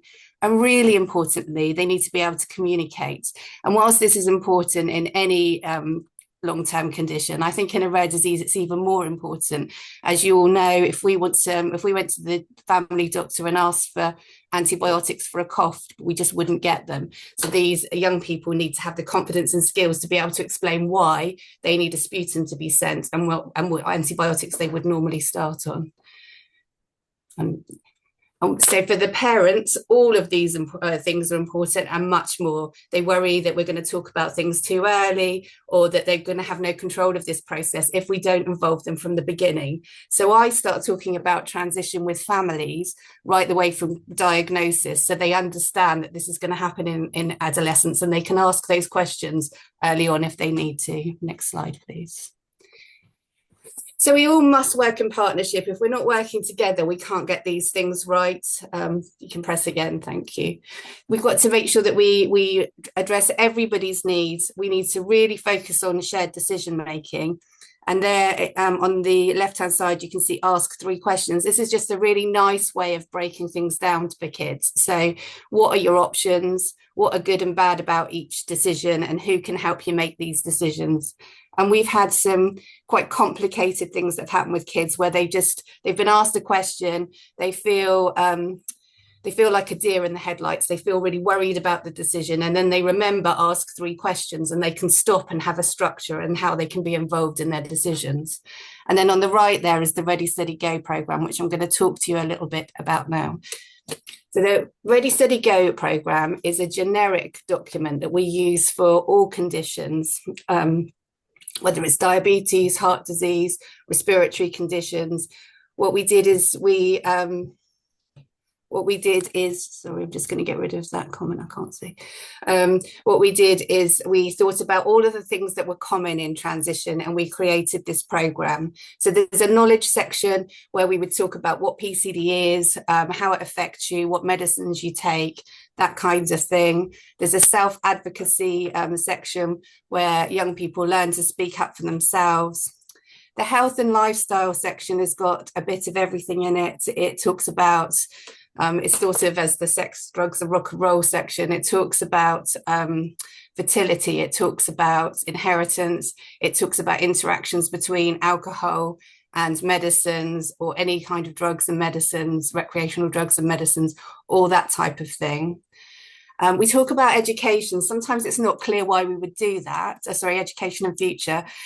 There are certain careers that you can't follow if you've got PCD, well, definitely in the UK anyway. So you can't be in the forces. You wouldn't be able to be in the Army, the Navy, or the Air Force if you had PCD, because you have to have 100% fitness.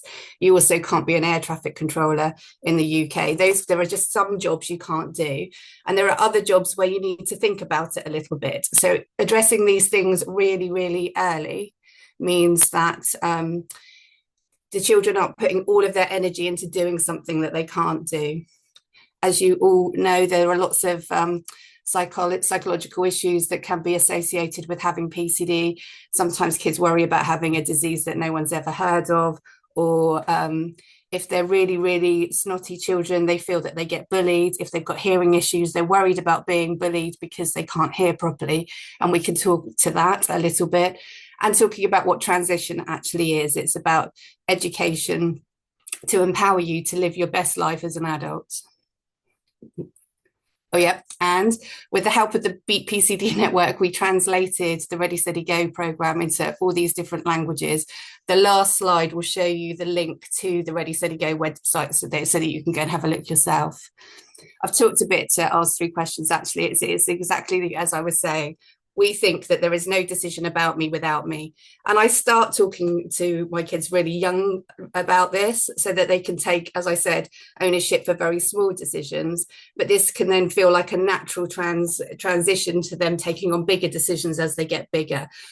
All the time accepting that they are still children and their parents are there to help them make these decisions. Next slide, please. We also have the PCD quality of life tool. This is really useful when teenagers particularly don't really want to play with you. So they're saying there's nothing wrong with them. They don't cough, they don't have a snotty nose, they don't have any hearing problems. And you can get them to use this PCD quality of life tool where they answer there's lots of questions, but they answer each question. And then it gives them a score out of 100 in each of these domains. And if you can see then that they've got a very low score, for example, in upper respiratory symptoms, you could say, well, that's really curious because you told me that you didn't have any problems with your nose, but when I look at this is what I see. And they quite often open up from that because that's an interesting way in. Next slide, please. So where, when, and who? When should we start this? Next, please. There is no one size that fits all. So in Southampton, we think we should start this at about 11 or 12. And that's because that's the age that you're moving into senior school. You're taking more responsibility for your homework and walking to school, that type of thing. Next, please. We think we should be involving the adult team early, so probably about the age of 15, we're involving the adult team. The way that I deliver Ready, Steady, Go and transition myself is by doing it virtually, and so then it's very easy to invite one of the adult team into these virtual meetings so that the young people start to see the faces of the adult team and they're less scary. And then we should carry on thinking about transition needs up until the age of 25. So what would normally happen in our centre is we would invite the adult team in person to their last paediatric appointment. And then for their first adult appointment, I would go. And if they need further support, then I'm around to help them do that. And we all the way through are talking about supported decision making. So challenges and opportunities, you may recognise this slide from before because it's relevant everywhere. Nobody has a lot of time. There aren't enough people. We're all working very hard. However, I truly believe that it's worth the time to find the time. In my experience, we seem to have an unusually high number of learning disabled and autistic kids. And if we don't put this time in early, then they really struggle to transition. By working through this in a really slow, methodical way that meets their needs, then we're better able to prepare them to manage in adulthood. So take-home messages, good transition matters to everybody, I would say, but particularly people with a rare disease such as PCD. We need to be thinking about this early, involving parents really early so that they don't think we're trying to take the children away. They understand this is about education and preparation. We really need to focus on job and career choices. I have seen children as late as 16 who have been diagnosed at that age, really wanting to go into the forces and having to break their heart at that age is really sad. It's much better to discuss these things early. In the UK, I don't know if this is the same across Europe, but we have a big South Asian community and a big Gypsy Romany travelling community. And there's real cultural issues around discussing fertility and inheritance. And we have to get that right because we need parents to want us to talk to the children and get them to think about these issues, but we don't want to psychologically damage them. So we have to change our approaches depending on the family and their culture. And I think a good transition does take time and it's well spent. Last slide just says thank you. If you go one slide further, there is a link to the Ready, Steady, Go website where you can see all of the different questions that's asked as part of Ready, Steady, Go. It's not the only transition program, but it is translated into a lot of languages by BEAT-PCD, so it can be used. And if you follow the second link, it will take you to this video where kids talk about their experience of going through the program. Thank you very much, Amanda and Guillaume. It was lovely to hear you. So now we have a panel discussion with you and with other patients. Jobst, yes, so I would like to welcome Michelle Mannion, who's the director and of the PCD Foundation in the US, and also as a mother of an adult person with PCD, and has done a lot for PCD all over the world. And then I would like to welcome Oscar, who's 17 years old, from Nottingham, England. He's a patient himself and has just recently received his diagnosis. And are there already questions in the chat, or should I go start our prepared questions for the two of them? Let's have a look. Okay, well then I start. So we have the question from Michelle. Two questions. It was first, if you were worried during the times of transition that the health status of your child would deteriorate, and the other question would be if it was difficult for you to decrease your personal monitoring of your child's health care back then. Yes, and I do have to caveat this by saying that this is now 20 years ago that we went through this transition, and it was a U.S. healthcare system, which is notoriously not smooth. It's very disjointed. And so the transition period for us was extremely challenging. And I was very worried about her health. I think primarily there were expectations. I expected that she would be expected to be more independent and take more responsibility. And it actually was about the opposite of that. As a child, she had been in a center that was familiar with cystic fibrosis. We did not have any PCD centers at the time. And they were very much into teaching her to take care of herself and to be responsible for her health care. And when she'd go in the hospital, they had her do her own heparin flushes, things to make her feel empowered. And when she went to adult care, that immediately stopped. She had no control over what was happening at the hospital. They were very protocol based, and everything had to follow the protocol. And I think what it created was a bit of an adversarial situation between her and the adult physicians. And I think it's better now. I can't say it's entirely better. We just went through a massive sinus surgery where the protocol was you get people out the same day. So she was in surgery for 6 hours, and they gave her no antibiotics and sent her home that day. And of course, she got sick, as anybody with PCD would. So I think that there's a little bit of, you ask if it's hard to back out as a parent. I was there at the hospital for her surgery. It was really hard to back out because I knew this was wrong. She's 40 years old. It's not up to me anymore to do these things. But yeah, I think it continues to be challenging when you just really want the best for the young adults.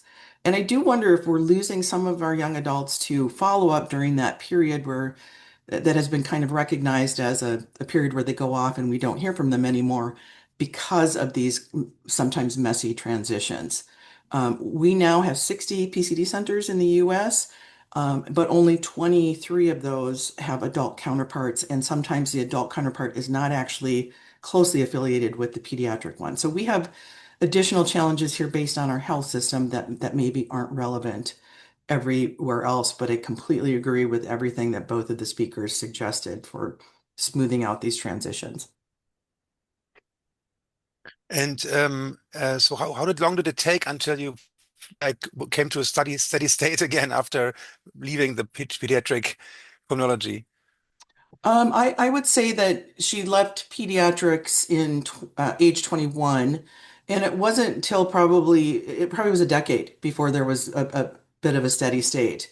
And so what you had was, I felt it was just disjointed care. She would have an exacerbation, go in, treat the exacerbation, and that was it. And that's not going to work well for PCD over time.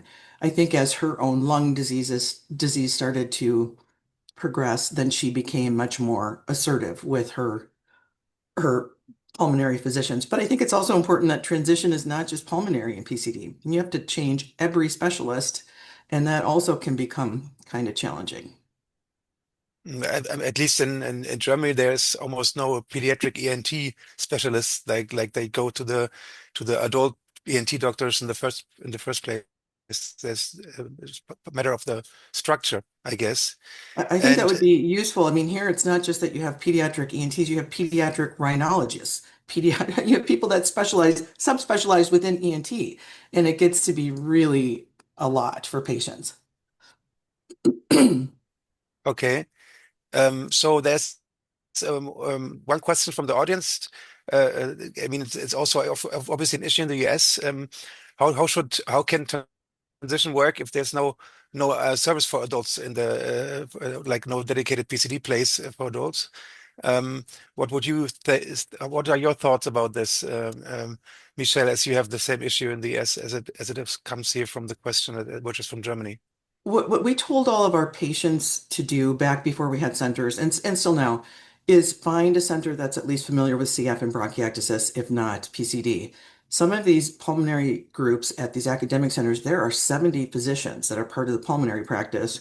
And so if you just go to the pulmonary group, you may not get somebody that understands your disease at all. So to the extent possible, we would encourage them to transition to a suppurative lung specialist, somebody who understood infectious diseases of the airways. Not ideal, but it's certainly a lot better than seeing somebody who's a lung cancer specialist trying to treat PCD or something like that. Okay, so you basically recommended more or less to seek a CF center if you don't have a PCD center. Yeah. Yeah. Okay. Any other questions to Michelle? So Myrona just wrote the question, which Michelle, I think, already answered, like partly. It was about the parents who has some fear to lose control of their child and protect the child. So I think you already answered that question, right? I think the other reality for me as a parent was I thought I had done a really good job of preparing Megan for the transition. I was involved in PCD. I was invested. It was shocking to me to find out that she didn't know what a lot of her pulmonary drugs were for. And you assume that you're doing the education piece, but it may be something just for parents to be thinking about is to let them have a little more involvement in managing their disease earlier than we think they should. Okay, thank you very much. So I think now I would like to ask some questions to Oscar. Are you with us? Can I just say something on that last point? Yes, Would it be okay? go ahead. Yeah. So I think you also don't know what you don't know, and I think looking at something like Ready Steady Go shows you all the different questions. So even if you don't have a centre that's doing that for you, it can help you think of, well, what should I be saying about that? What skills should I be imparting? And that's what I think the beauty of it is. And not everything is relevant because it's a generic document, but it gets you to think about it and gets the kids to ask the questions if they look at it, which I think is really helpful. Apologies for interrupting. Okay, so I would like Oscar, are you online? Yes, I am. Okay, so I would you as an adolescent patient, what do you expect from transition to adult medicine? Have you thought about it before? I've thought a little about it, yeah, and I think definitely it's going to be a lot less hands-on than my current pediatric care is. Currently, there's a lot of support from them, and as well as my parents who, they're always reminding me to take my medicine and do physio.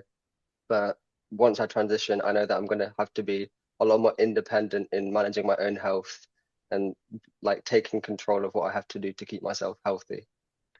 And does this feel good to have less tender care in adult medicine, because and then you're like more independent, or that you kind of feel like this makes me a little bit of nervous, or you just feel all right?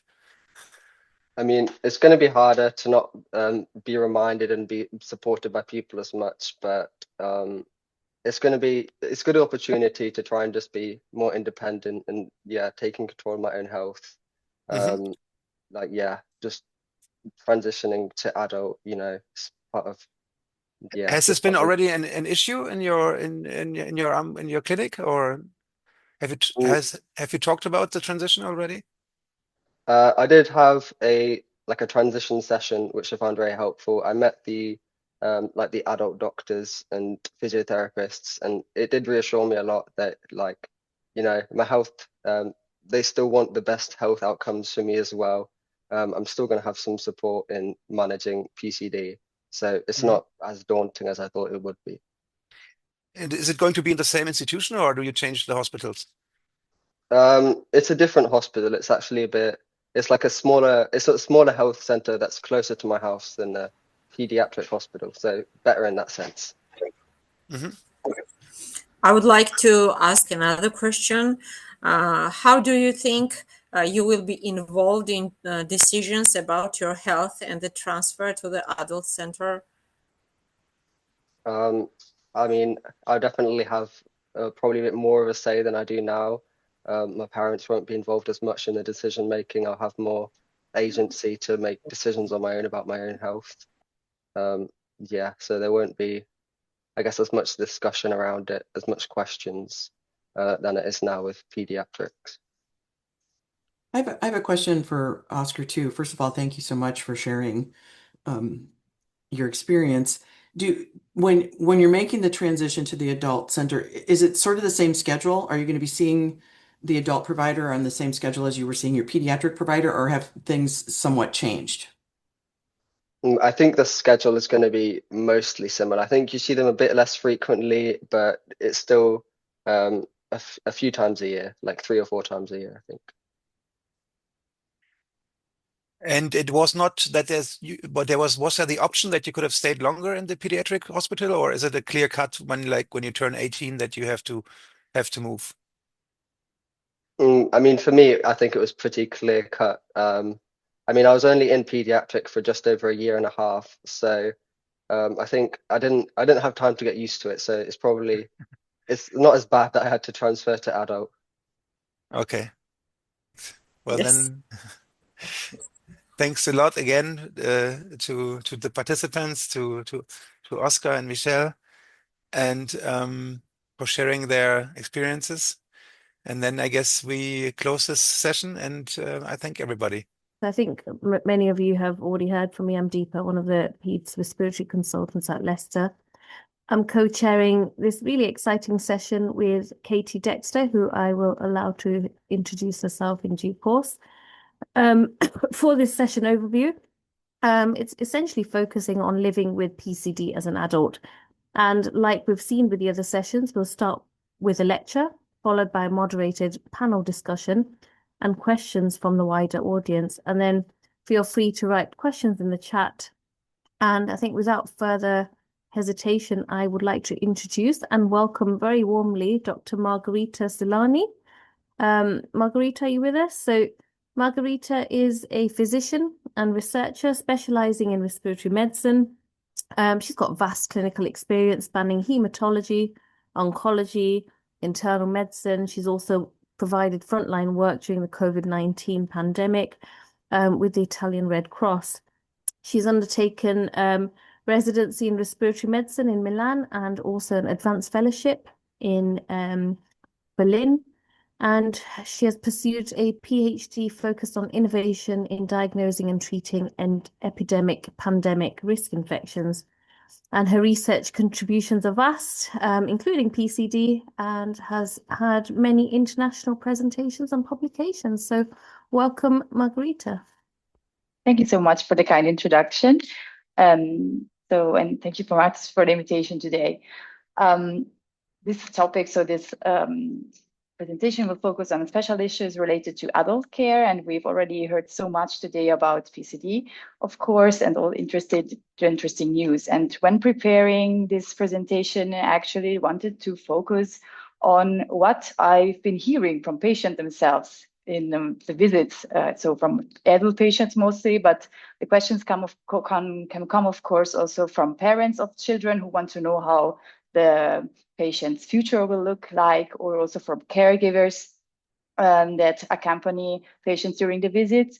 And to sum them all up, the main question is maybe what can I expect in the next years? So there are different aspects of this very simple question, actually, that I will try to cover a bit during this presentation to be as informative as possible. And maybe this will then lead to questions and interesting discussion afterwards. Next, please. So the first interesting question that very often pops up, does the timing of diagnosis matter? From the European PCD registry, I've read the latest literature that the median age of diagnosis is 10 years, and it is usually earlier with laterality defects, but the reality is that there are many late diagnoses, and we've already talked about it a lot. here I wanted to show this graph on the right. It's actually a quite old work from 2014, but I found interesting that on the x-axis, you can see the age at diagnosis in years, and every dot is a patient, and so many patients actually reach the diagnosis of this cohort even after 40 years of age. Later diagnosis is reported to be linked to worse lung function and bacterial infection data, but the important aspect is also that it's maybe not so much the label of PCD that is the cause of it, so the late diagnosis of PCD, but mostly also the late recognition of the lung disease, so bronchiectasis disease, that determines a worse clinical picture. So thank you. Next. But the next question is also, what is the typical adult PCD presentation? So actually the manifestations are, let's say, the same, but there are different focuses because, of course, for an adult, fertility is much more important. So female or male fertility will be on topic, and lower respiratory tract infection or tract disease, so a lung disease, will become more and more important during the lifetime and will be maybe the driver of prognosis for the patient, while the other manifestations are maybe there, but are not so different during adult years. What is also important to consider is that our adult patients, of course, are not only PCD patients, they are people aging, have PCD, and they could have other concomitant medical conditions coming up, and we have to address also those. And there is also an important point of drug toxicity. So the drugs we are giving to our patients could, of course, affect also their general health, most importantly, while age is, of course, going on. Next, please. What will be the impact of PCD on my daily life? I think we have already discussed a lot about this. There are on the one side the daily respiratory symptoms, some cough, sputum, and so on. Daily inhaled therapy and chest physiotherapy takes a lot of time for our patients. We expect them to do it in the morning, in the evening. It is time consuming. There are also the disease exacerbations, so the bad days. There is the necessity of antibiotic therapy in those days, and eventually also of sick leave. So this is also something that will affect working life of our patients, and periodic hospital visits and prevention. We've heard a lot about nutrition today, and the active lifestyle is also encouraged, of course, in people with PCD. Another question is, will I have to take antibiotics every day? The quick answer to this question is maybe, because there are different indications for antibiotics. There is indication for short courses of antibiotics, maybe some days or weeks of antibiotics, bad days, so respiratory exacerbations, or the therapy at first isolation of specific bugs. We have already talked about Pseudomonas today, but also long-term antibiotic therapy as a long-term azithromycin that has immunomodulatory effect, or inhaled antibiotic therapy for chronic infection, and treatment of specific bugs that goes actually over months or years eventually. Next, please.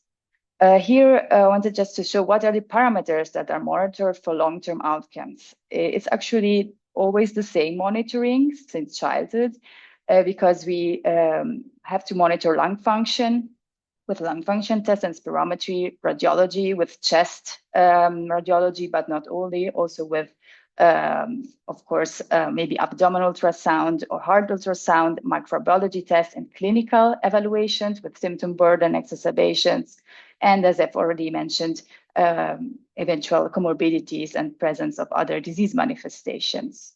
Next, please. Another issue are upper respiratory tract disease. Almost all patients have this issue. They could have a reduced or no sense of smell, a runny nose, partial or complete deafness that comes from the childhood years. The treatment is here daily nasal irrigation. It is really simple. I really want to stress that because in my experience, adult patients don't like that and don't have a good compliance, but it's really simple to do. Usually there is no surgical indication for this, mostly because it's very often that nasal disease will recur. And we have to pay particular attention to, as already said, ototoxicity. So also other physicians should know about eventual hearing problems before they prescribe any medication. Next, please. This is, of course, an important and sensitive topic. A question that comes up at some point is, will I be able to have children in some form? Of course, this question can be timid, shyly put. The short answer is yes, but it could be more difficult for different reasons, because in the females, the motile cilia are present in the fallopian tubes. This could lead to reduced fertility if the motility is reduced, but there is no easy prediction basing on genetics, so on the genetic diagnosis. For males, it's a bit easier in the sense that spermatozoa have a motile tail. It's not identical to the motile cilia in the airways, but it is more easy to do a prediction basing on genetics, but there are also specific diagnostic tests available for understanding if this problem is there with semen analysis. Next, please. So it's very important to have a good communication with the fertility clinic as a PCD center and to do an early referral for testing or eventually to treat this condition. There is also the point of management of comorbidities. There is actually no known correlation with specific comorbidities in PCD with aging, but PCD can complicate the treatment of other diseases. And so every treating physician should know about PCD as a diagnosis in this patient. For regarding screening programs for malignancy, this could happen like in the general population. There are no particular indications at this point. Next. Here, important topic. Of course, we are monitoring for lung disease progression all the time. And the question is, if there is progression, what comes next? What are the possibilities here? And I just wanted to give a really, really short overview just to know that this is available. If the lung progression is very severe, there could be at some point a respiratory failure that could mean that the patient needs oxygen therapy. That could be at the beginning just at exercise and eventually also during daytime or nighttime or all the time. This will lead to a stricter monitoring, of course, of the severity of disease and of the comorbidities, and eventually, next, please, to a referral to and for listing for lung transplant. Next, please. I here just want to really shortly address this because not very few patients undergo this path, but it is a major surgery, but it is safe, and it is also doable in patients with laterality defects that will be then get into a transplant clinic with a specific program and follow up afterwards. Next slide, please. Another important point is where is the correct setting for follow-up? And I think, as we have heard today, the best indication are PCD reference center, because there is a specialized multidisciplinary team. They are updated in treatment guidelines, inclusion clinical trials, monitoring for disease progression, and to be contacts with transplant clinics or also fertility clinics, as we've talked about. So this should be an important topic, but there are, of course, maybe logistical problems or geographical problems to reach the PCD reference center. Sometimes also hybrid possibilities are possible that should be eventually evaluated case by case. Next, please. And the last thing I think we will talk about also in the discussion, I think a lot has been said about the missing support in adult PCD patients, especially in those who have a late diagnosis. Yes, this is an issue. The patient itself sometimes has a lacking support maybe from the surrounding. So family and friends are very important, but we should try also, of course, from our side to help. And then there are also a lot of patient foundations that we have also present today that, of course, we will talk about. So thank you so much. Here are the institutions I've been working with PCD Reference Center. So thank you. Thank you, Margherita. A wonderful talk. I'll probably now wait to get the panel members on to the screen and we can do a quick round of introductions. Margherita, no introduction needed. As I've heard a lovely talk from yourself, I'll probably move to Katie Dexter, if that's okay. Would you like me to introduce myself? Yeah. So hi, my name is Katie. I used to be the chair of PCD Support UK, which is the advocacy charity here in the UK, and I stepped down in the summer of this year. It feels like a really long time ago, actually, but it's only that short time. So I'm an adult with PCD. I live down in Southampton in the UK, and I was diagnosed quite late. So I was diagnosed when I was 17-ish. So I skipped the whole pediatrics and went straight into adult care. Yeah, I'll leave it there. Brilliant, thank you. Hans-Rudi, are you around? Yes, I'm Hans-Rudi Silberschmidt. I'm a PCD patient with a really late diagnosis. I was 39 years when I get my diagnosis, even if I had problems from the first life day. And since 11 years, I'm in the board of the German support group of patients. Yes. Lovely. And finally, Elizabeth. Hello, so I am Liz. I am a physiotherapist in the Southampton Adult PCD service. I've been working there for about five and a half years. And yeah, I really enjoy working in PCD. Brilliant. Great. So I'm going to move ahead with a question of our own that we've discussed. So throughout the sessions here, we are very much aware of the inequity of the service delivery and care across Europe and globally when it comes to PCD care and its diagnosis. This is probably very relevant if you have a late diagnosis as an adult. So to Hans-Rudi and Katie, my questions are, what challenges did you face and what would you recommend in terms of getting access for symptom relief and or complications you may face? I'll start with Katie. Sure.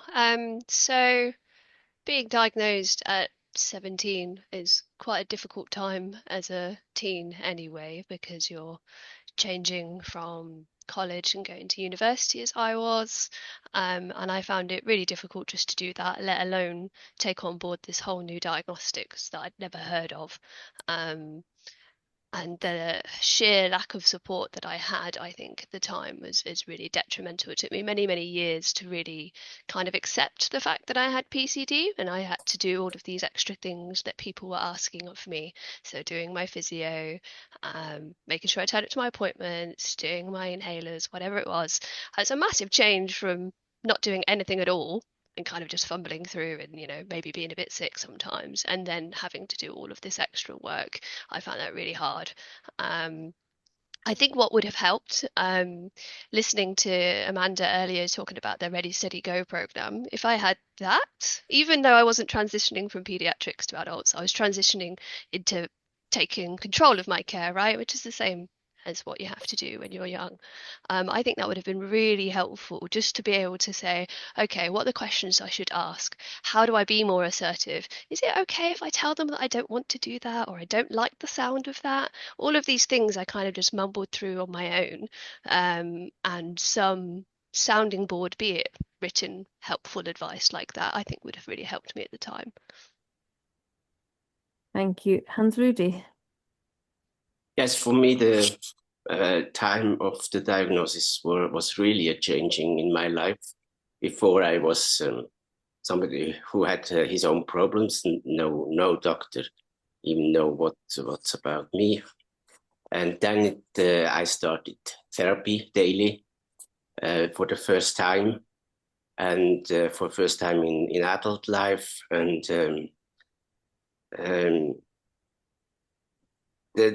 the world was just another one, because I had now a name and I had a diagnosis, and I wasn't still this man who has some problems and don't check it what he has to do.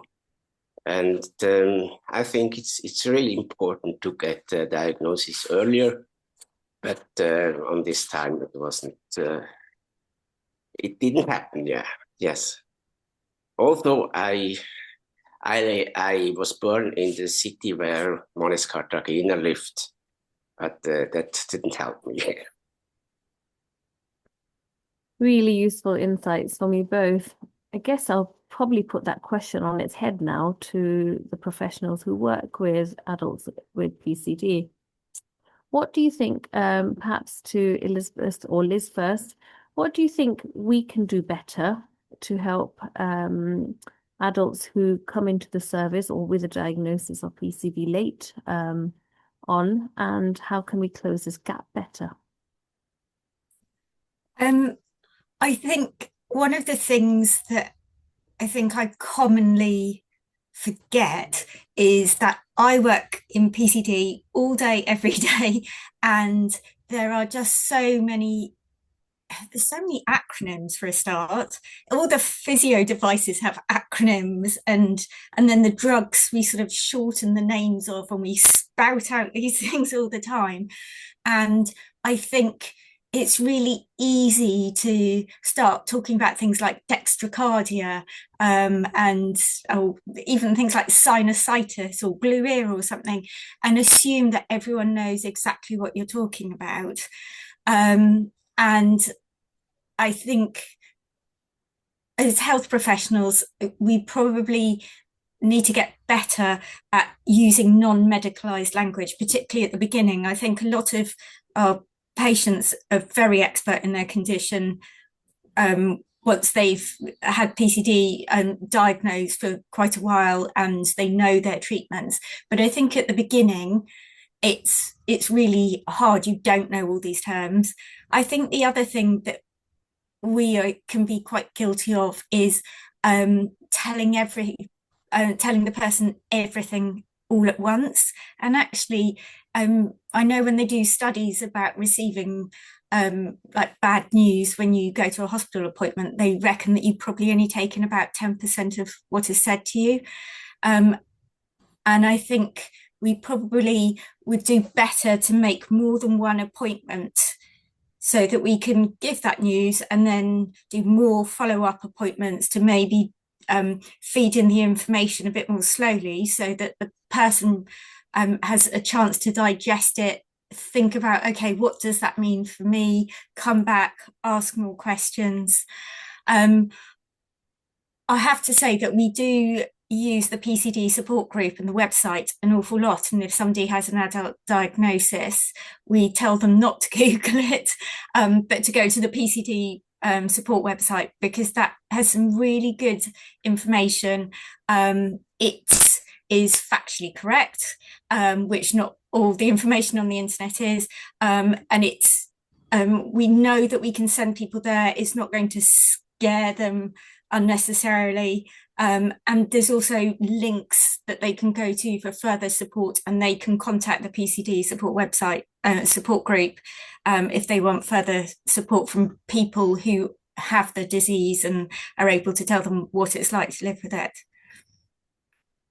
That's really helpful. I think very, very valid points. I think particularly the bit where the medical terminology, I think if you're a child in the service, you grow up with that language, but actually as a late diagnosis, it's a whole new vocabulary. So no, absolutely. Margherita, I'd be interested in your perspectives to that question. Yeah, I really agree with this, Elizabeth, in a lot of points. I think it's really different for us when we have a patient that has a really early diagnosis, and after transition, they are really proficient in their disease and know everything, and almost test us about if we are good enough for them, let's say, after the pediatricians were so good. And then there are the adults that have a late diagnosis where you have to really teach them what their diagnosis means, explain, be patient.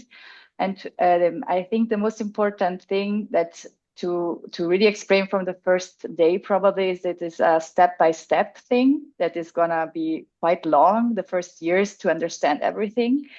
And also what I think helps patients is also to set priorities. Like like also Elizabeth said, at the end of some visits, we just bombard patients with a lot of information and they are not going to remember everything. So at the end, maybe it's very helpful just to say, okay, you can forget everything I told you, but you have to remember these 3 things that you have to do every day, and then you'll be fine. So just repeat those 3 things, and that's the most important thing to do. And then we will work with that the next time. But it's just to have these priorities on saying, okay, this is really important, the rest can wait for the next time.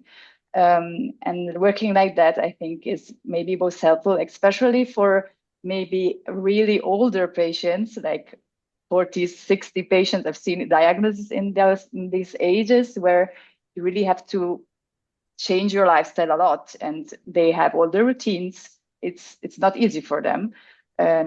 So yeah, that's maybe the best advice I can give. And be patient. That's important. Yeah, absolutely. I think that's very sound.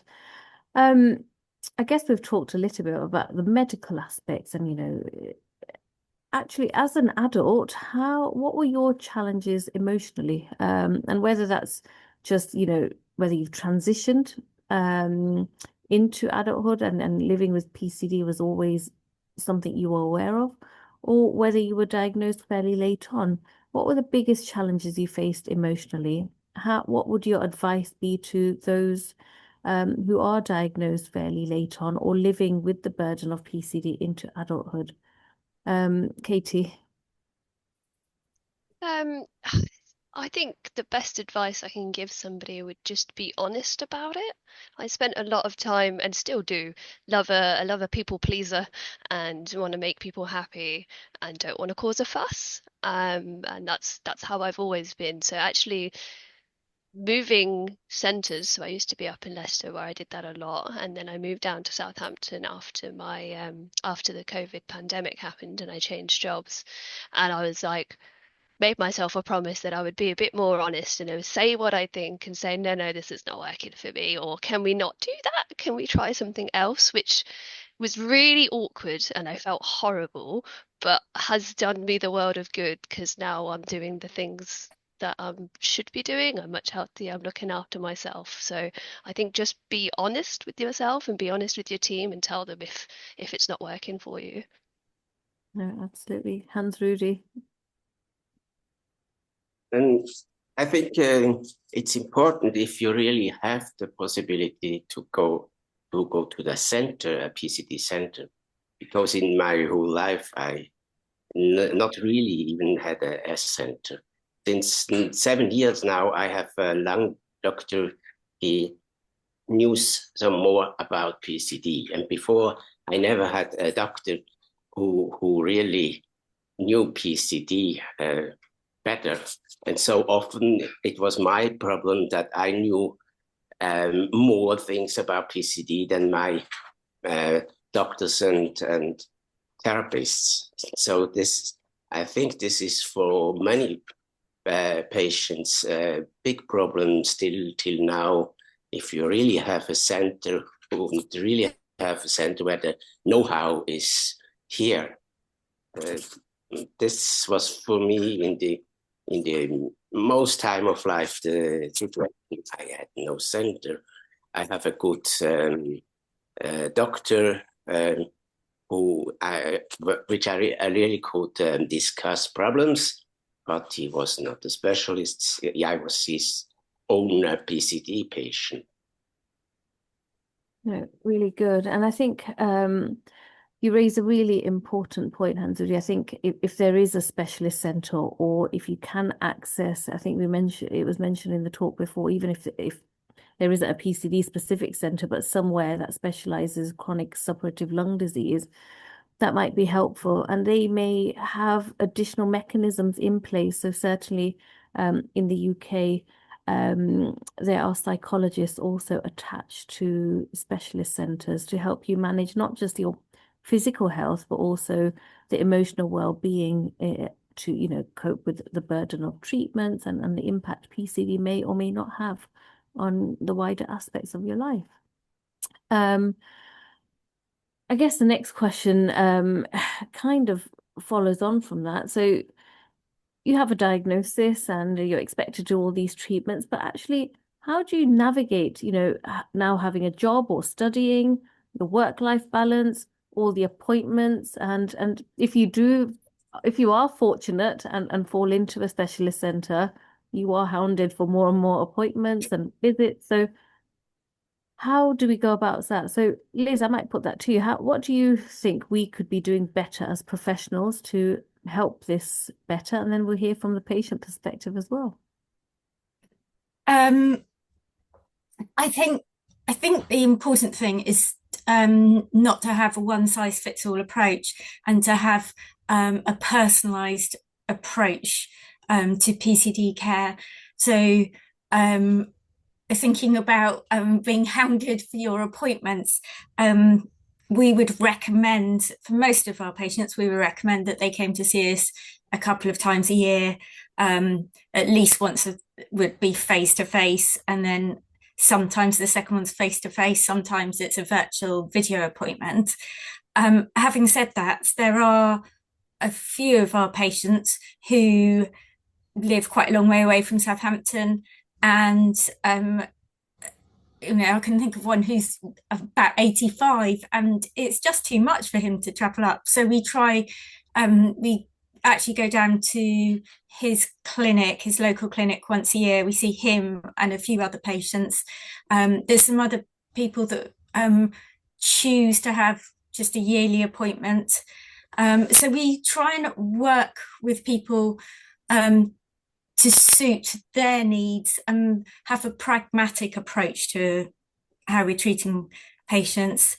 But I think, like Katie was saying, it's really important that we listen to what our patients are saying to us, because they do know their disease best, and they also know the impact that it has on their life and what they want to get out of life.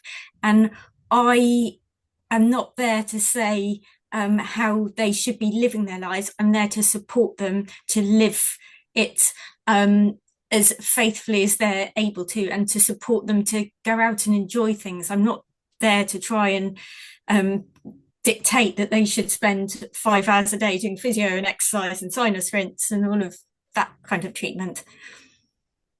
Good. Katie, your response. Yeah, as Liz is my physio, I say sometimes you do tell me that. Yeah, I'm kidding.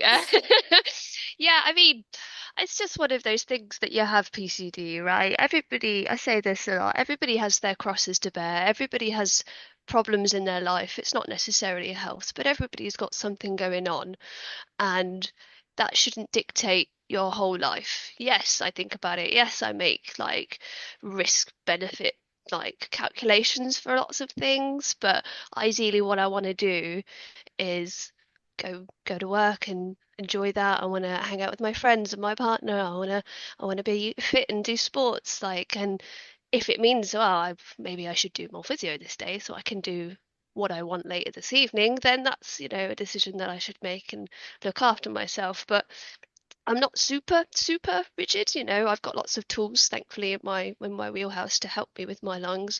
And when things go wrong, well, they're inevitably going to go wrong, and I'm inevitably going to get sick. But I don't live in the fear of that. Like, I try and just live, and if it happens, well, we'll sort that out. But yeah.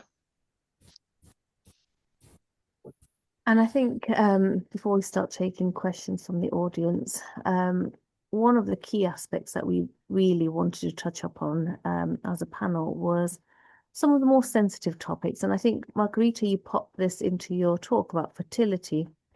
So I guess I'll ask the first question to you. Adulthood comes with a time of making new and navigating new relationships, whether that's with your family, friends, any romantic relations.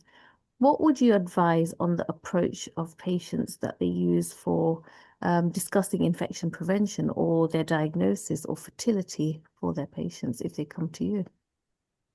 Okay.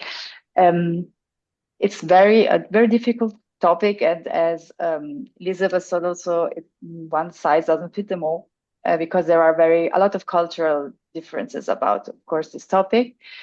I think if we think about engaging in love relationship or friendships, the best advice is to be quite open about it and frank. It's difficult, maybe especially for younger people, because they have all the daily symptoms. Probably they can be embarrassed to talk about it, but it usually brings more comfort to be able to speak about it, and also to tell your loved ones, to the people you want to spend time with, this is not okay for me. I have to pay attention to this and this and that, or this I cannot do because of this problem. And I think it's very important that should be respected by, of course, the people you're passing your time with. And for talking about fertility, the best thing is to involve the partner from the start. It's also very important because sometimes some information gets lost. It's a very sensitive topic, so having both partners there is better for them, so they can both express their concerns, and then they can decide together with a very open talk when, how to eventually seek help, of course. I think it's very important that it's a shared decision, of course. Yeah. Really useful tips. Hans-Rudi, how did you navigate all these challenges, living your life with PCD after being diagnosed as an adult? In my case, it was the diagnosis of infertility before I get the diagnosis for PCD. When I show I can't get from children. And interesting is it that this was the start of getting my diagnosis of PCD. It was just in the other way. And then we didn't want to get,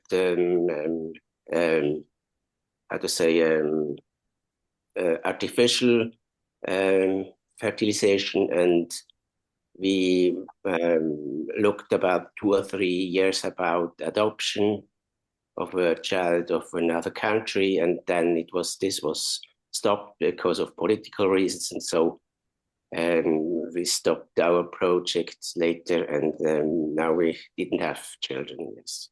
Today, it's this thing is not present anymore because we are now in another age. I'm 67 years now, and we have now no children. Yes. Thank you for sharing that. That's very personal information, but I'm sure many could resonate with that. So thank you. Katie, what are your tips on navigating such relationships, friendships, family members when they ask questions? I've always been really honest with people. I think it's quite hard to hide a cough like ours. So eventually somebody asks, are you okay? What's going on? And obviously not everybody you're going to tell in the street or every colleague that you have.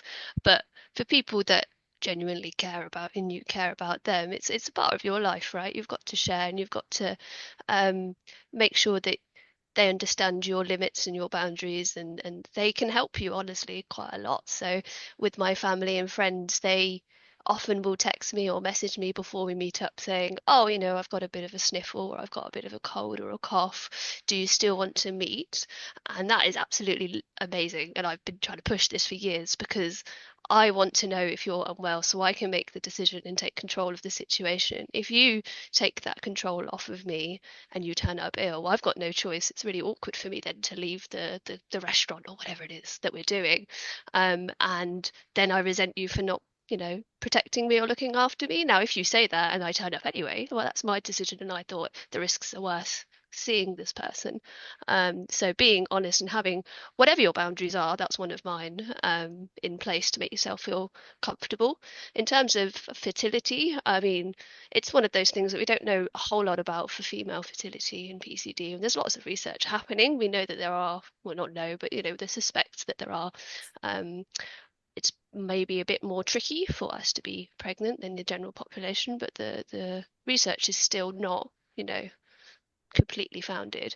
And so it is quite difficult to have those conversations with clinical teams, because often they're like, we don't really know what the answer is. We'll try and help. And if you have problems, then we can do something. But that's very difficult to cope with, especially, so I'm 34, most of my friends are having children and thinking about starting friendlies.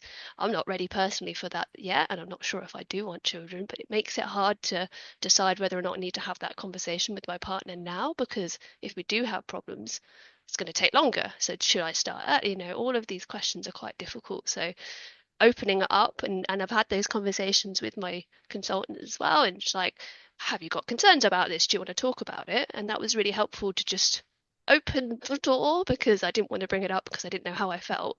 But the fact that they started the conversation was quite nice, because then I could say, I have no idea what I want, and we could talk about options and what the process could be if we want to go down that. So just honesty and a bit more communication would be the summary. Really helpful, thank you. For the last few minutes, I'll probably start looking at the questions from the wider audience. I guess this one's for you, Margherita, and I'll probably put two of them into one. So the first one is, what does a lung transplant look like if you have complete organ reversal? And then the next one is the ENT related one, probably you'll be best to answer as well. Okay. So I'm no surgeon, but it's practically usually they do both lungs, so that be lung transplant, and the difference is, of course, as the heart would be on the different side, and probably the donor is upside down, so it's all different. But it's usually you can match the size of the two lungs. So some parts can be taken away, let's say in this case from the right lung, so that it will fit even if the heart is on the other side. And also there are some technical alterations that you can do in the anastomosis that are the bindings, let's say, of the important vases and the bronchi, so that it is going to work as well. So there are no complications afterwards. It's a bit different but from the usual transplantation, but it's doable. Yeah. And the second one was about ENT, or? Yeah, Kate, do you want to take the questions from the audience? Are you happy for me to carry on? Carry on. I've only seen a couple, so go. The next one is, are cholesteatomas common in adults? And I guess the next bit's quite generic. What advice would you give to adults with PCD regarding surgery? I'd say for that latter bit is probably best discussed with your ENT surgeon. But do you see many cholesteatomas, Margherita? No, I actually don't have experience with that, but it's quite difficult to say because, of course, the PCD population is not much. So, of course, I have seen the population of 2 centers now, but so to say on the big numbers, if it's more present, we will have to wait for more reliable data, I would say. But I don't have special advice about that than to seek, of course, out a specialist for cholesteatoma, so gastroenterologist, oncologist, or and to be in contact all the time, of course, with the PCD reference center eventually if treatment is indicated. And I think about surgery in PCD was the next question. I'll probably move to the fertility one because I think you'll be best placed to answer that one. So you mentioned in your talk that female fertility cannot be predicted based on genetic defect. The specific question is, I thought once a cilia stopped beating altogether, pregnancy without artificial insemination is almost impossible. Okay, but this is in the female then, because the point being that the motile cilia in the female are in the fallopian tubes. So actually that is the part where the egg cell should move to get to the uterus. But since we have seen there are patients that have motile cilia but still get pregnant, and so it's not an issue for them. Probably there is more also a contribution of like muscle movements in the fallopian tubes. So probably we don't know much about that still to explain that. And this will be researched in future. And the second part of the question, I didn't really get, sorry. If you've got immotile cilia, does this mean you can't really conceive without additional help? Yeah, that would be, of course, then necessary to help eventually then in the fertility clinic. Yeah. I think we're probably at time, so I'm going to close the session. I think just to point out, there's some interesting comments in the chat already. I think Amanda's put up about Hello Adults. I'm sure everyone can read it. And Myrona's also posted about EPIC PCD study and living with PCD questionnaire. So I think they're all very, very good resources to tap into. But on that note, thank you. I think this was a really interesting session, and thank you to all the panel members and everyone who participated. And I'll hand over to Myrona and Amelia to close. Thank you. Thank you so much. Thank you, Deepa. Thank you very much, everyone. This was really a lovely panel discussion and a great conference with really good talks and very good discussions. We hope that everyone who attended found it interesting. I just would like to remind everyone that we will have a replay of the recordings in the next couple of weeks in our website. And then we also have resources for patients, information about support groups in the different countries, and also informational leaflets or simple language summaries about ongoing research. So check, I have put the link throughout the chat, so check the information if you would be interested in that. Amelia, do you want to add something? Just an additional thank you. So thank you to all of our speakers who have given up their time on a Saturday to speak. We really appreciate it. And thank you to all of the patients and the patient groups involved in organising the conference. It's really a privilege to hear your experiences and you know, so much input into the conference. So we really appreciate it and thank you.